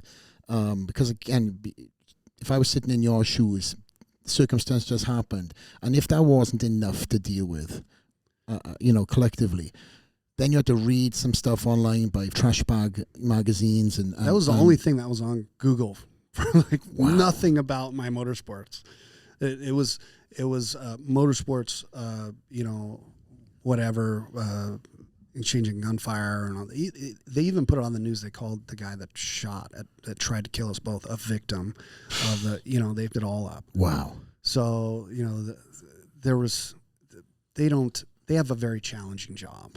Law enforcement does, and so do local media outlets. Of course, we know other media outlets don't do such a good job, but it's as it relates to my situation, it wasn't due to neglect. It was due to lack of information. Certain things were said, and then it spread like wildfire, and people run with it and stuff like that. But how were the police with you in that circumstance? They're all hammers looking for nails. So you got to take that into consideration. So I just was like, I'm going to be completely transparent. I have absolutely nothing to hide. This is what happened. And it was, like I said, it was a very clear-cut thing. They interviewed me for 5 days, a few different times in person, and then over the phone. Then they impounded my phone that day. They impounded my firearm that day. I didn't get the firearm back for 18 months. They run ballistics on it, and I still have it. It's got all the evidence stickers. You kept them on? Yeah, I just kept them on. It was pretty cool. They usually, when they exonerate somebody for an investigation like that, it takes several months. But with my investigation, it took 6 days because they were like, "There's nothing. There's two different bullet types. There's two different piles of brass." We do see surveillance video that's very poor from across the street, 200 yards away. All you see is muzzle flash. I've still never seen it, but I've heard about it. And then you see the toxicology report. That's it. He was on a list. There's drugs that like Xanax, like where you don't really give a, if you take too much, you don't give a what happens. And then there's like pain pills and stuff like that where you don't feel much. So he's on a bunch of, I don't give a shit what happens, and I'm not going to feel it anyways, and I'm going to have a good time being rough on society for whatever he had planned. And his brother Kevin was with him that night. He was one of the two people. And originally his brother was tagging along because he had the bigger brother was kind of, from what I understand, was kind of the bully and like, dude, you got to come with me. We're going to like bash up this gun store. Because earlier that day, he tried to do a straw purchase with some guns and have his girlfriend buy some guns for him. But they didn't know that couldn't happen. And he got in an altercation with the guy that owns the gun store. The wrong guy to have an altercation with it. Yeah, right. So they went back after the gun store closed, and they were throwing a rock through the windshield, messing the place up. So from what I understand, he was headed to do something to the front, and we were, within like 70 yards of that. Oh. So he changed his mind. I'm in like a nice car. I was in a Porsche at the time, and there's two people that are just hanging out. So I don't know what he was trying to do. Like I said, I never talked to him. But his brother that was with him that night, I actually had a couple years ago had a 3-hour-long conversation with him because he was going to get, 20 years for accomplice to assault with deadly weapon and all this stuff. And I ended up getting him off from probation because I talked to him for 3 hours. I'm like, listen, I need to know this, and this about you. What kind of person you are, and tell me the story and why and this. And I want history with your brother. I want to know everything about you. And then I'll talk to the district attorney and see what I think. So me and him, strangely enough, we became friends and we still talk. Damn. And you know, he understands. You know, he's like, he was the first one to have my back. He's told the arresting officers, it's like, my brother was having a rough time, and you know, this is 100% self-defense. I was there. I saw the whole thing. I will cooperate with the investigation. So he had my back and all that, which was pretty cool of him. And I had to have his back as it relates to the charges that were against him. You know, and he's a father as well. He's got some kids, and he's got a lot of love for his family. So I don't want to, you know, I don't want to be assisting in putting him away. I want him to do the best that he can in life, because he's had a rough life, you know. So I maintain contact with him, you know, a couple times a month. He's had some challenges in life, but he's making it through it. And it was, you know, I didn't really feel bad for what happened. In my mind, it was like somebody crossing railroad tracks and accidentally gets smashed by a train, if that makes sense. You know, I just want to go have a hamburger and go home and go to sleep. You know, that was my objective.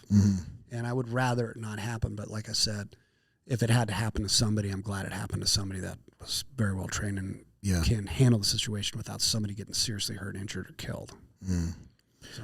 With oh my gosh. Well, first of all, thank you for telling us. I mean, that is one hell of a story that I'm sure you've told a few times, but nonetheless, it whether it gets easier or not, I think the overarching message here is that this happened had you not been trained and skilled and equipped to handle this situation, which clearly was going to end in some sort of injury. Yeah. You know, to a worst case. I think 8 bullets is what you said. Six to or 2 to her, 6 to me. Yeah. And they were surrounding me. Yeah. And again, you've got a guardian angel, I guess, unless the guy was one hell of a bad shot. But he's actually pretty good. It's 26 yards. He was getting close. Damn. Well, at least again, there's some sort of closure, if anything, where his brother's like, you handled it how you should have handled it, and then you've gone full circle where now it's like you've given something back to that family to allow him to be still present around his kids, right? So I think that is the story. And again, for everybody who's listening, there's this, wherever you live around the world, right, there's going to be bad guys that come into good areas. And that, you know, is the case with you, because I'm sure where you were, if I'm guessing, I live in Summerlin, there's an in and out down the street to me, and there's always kind of guys lingering around that area that are not from that area. But aside from that, where yeah 215 in Tropicana. What is it? I think it's one off. Is that the way it was? Yeah. This was Congress. Oh my gosh, brain dead. Anyways, it's not far from my house. Yeah. Far from Summerlin. There's one off of Sahara. Yes, there's one. That's Sahara I was thinking of. Tropicana is the one where that's not a good one to go to. Well, in and out, just all in and outs are good. Just so we don't lose that show sponsorship. I eat at In and Out several times a week. I get the animal style burgers. Oh, me too. Or protein style burgers. They're so good. And to me as well, you feel like it's probably the healthiest burger you can get. Yeah, if I was going to get a burger, it's really good. Yeah, it's really, really good. In London, this plane, my producer just told me, we've been talking for 2 hours, bro. Oh, shit. I know. Sorry, Tyus. We were going to try and land this plane at 1 hour and 20 minutes. But we covered a heck of a lot of ground. But before we leave, we've gone through a whole podcast. We're even talking about the dog. Oh, yeah, the dog. It's not just a dog, though. Let's be honest. Everybody loves Trauma. He's very, very unique.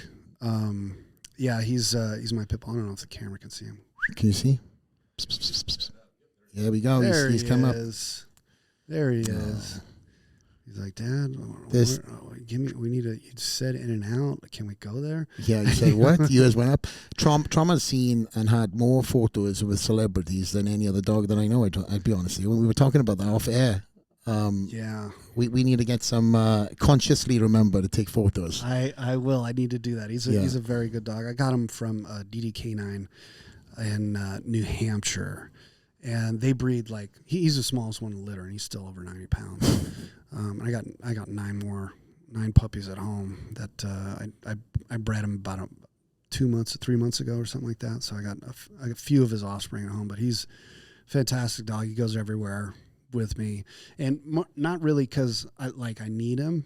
You know, I take him everywhere because I've got him trained to where he's and I did all the training to where he's very easy to maintain and control and stuff of that nature. And mostly because he just releases dopamine and serotonin in the world. Like everybody's like really happy. Oh my God, how does if my dog was off a leash walking through Walmart, or what is he doing at Kevin Hart's comedy show, or what is he doing in the movie theater? Off the leash, and oh my God, my dog would go bananas if he was here. So it's good to like inspire people. I always say like there's no such thing as, they say there's no such thing as a bad dog. There's no such thing as a good dog. There's no such thing as a good dog. There's only good dog owners that, take care of their dogs. Because if you understand canine communication and get some training, the dog has a much better life. He's more educated. This dog's been on 35 airplanes, So living the life. He's living the life. He truly is. Yeah, he's been in a lot of different places. So yeah, I've had pit bulls for a long time as you know as well. We're both dog lovers. So he's been a good dog. We named him Trauma because it was right after the gunfight a few years back. She was experiencing her own trauma, and I was experiencing my own trauma from it. I was studying 9mm wound trauma, and so it was kind of fitting for both of us to name him Trauma. So people see that and they're like, oh my God, his name's such a cool cool name for a pit bull, especially when you were yelling for him in Utah the other night. Trauma. Everybody's like, what the hell's going on with BJ? Is he okay? He's antisocial.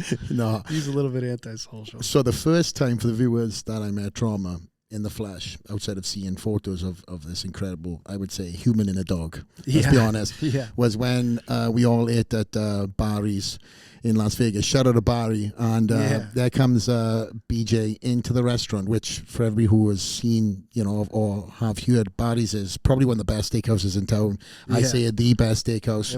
They look after us all there. Yeah. And we were eating with our good mutual friend, the Muscle, Keaton. Yeah, I love Keaton. He's rad. He's the best. And we're all with the families, and they said, BJ's going to swing on over to the restaurant to see us. Well, swing on over is about 30 minutes away, first of all. and there you come. We were sitting at the back of the restaurant in the chef's room, and I hear, BJ's here, but he's got his dog, and they're giving him his shoes to bring in the dog. But then the issues were kind of soon suppressed. Security went bananas. And they were like, it's BJ. BJ Baldwin. He's good. Suffice to say, you got the green pass to come through with a dog on no leash. Yeah. Just to paint the picture too. No dogs. I don't even think service dogs are allowed in circuit. I'm not even too sure about that. But there you are with a dog with no leash on, going into one of the best steakhouses in Las Vegas, and everybody, the whole restaurant was like, oh my gosh. Needless to say, he died as well as us. Yeah. He disappears. People see him in restaurants for a very brief moment, and then he disappears. I tell him, like, my command for, like, go stay put in some other area is the same as kennel. So if I tell him kennel, it's to go underneath the table and just chilling, like, get out of the atmosphere. So some people are afraid of dogs, and I don't want them to be afraid of him. So he's very, very well trained. He's been a good asset to the team. Well, with that said, Matt, I think we've covered so much ground. We talked about Motorsports, we talked about, like I look at all these notes that I got. We went through more, and now at the 2 hour mark, I think it's time to wrap this up. We got so Yeah, much yeah, more we brother. can talk about, but maybe we'll just do another part 2 in the future, my friend. Yeah, we could do it again, brother. Thanks Yeah. so much for having me. It was an honor and privilege. This is really awesome. Thank you so much. Same for you, my friend. I know that we're Vegas residents, and now we're going to make a point to get together in the gym as well as out the gym as Yeah, much as we can. absolutely. And we had a great time last weekend. I just want to bring that up. Shout out to Keaton for putting absolute a powerhouse event on with the biggest Absolutely. speakers in the entire globe and country. Goggins, Dan Fleshman, like Gary all V, the guys. the Gary list V. goes on. It was an awesome Limitless Society is an awesome event. Yeah, and you and I had the pleasure of staying in the house. So whenever we had to bon voyage, you and I went straight up to the room it was and nice. locked the door. And This house is amazing. yeah, not shared together, just to let you guys know. He's got an amazing property. He's To amazing. have a 3-story house that you're not like, this is a house of stairs. Yeah. To have a 3-story house that he designed that is so comforting. It's one of my favorite houses that I've ever seen. It's really amazing. And helicopter, but they have helicopters everywhere. Not just any helicopters. Black Hawk, right? Fuck, I wrote that, by the way. Yeah, isn't that amazing? That thing's awesome. But yeah, that was a good time. Yeah, I had a great time, and we got a hang, and then we kind of closed off the evening with a couple of cigars at the back and chit-chatting away. Yeah, so it was good. it It was was good times. But part 2 on that, too. Yeah, hell yeah. Absolutely. But with that said, guys, I think suffice to say, we've talked on long enough, but truly appreciate you guys. And from the GOAT of motorsport, Flex Lewis, straight out of the lair, out.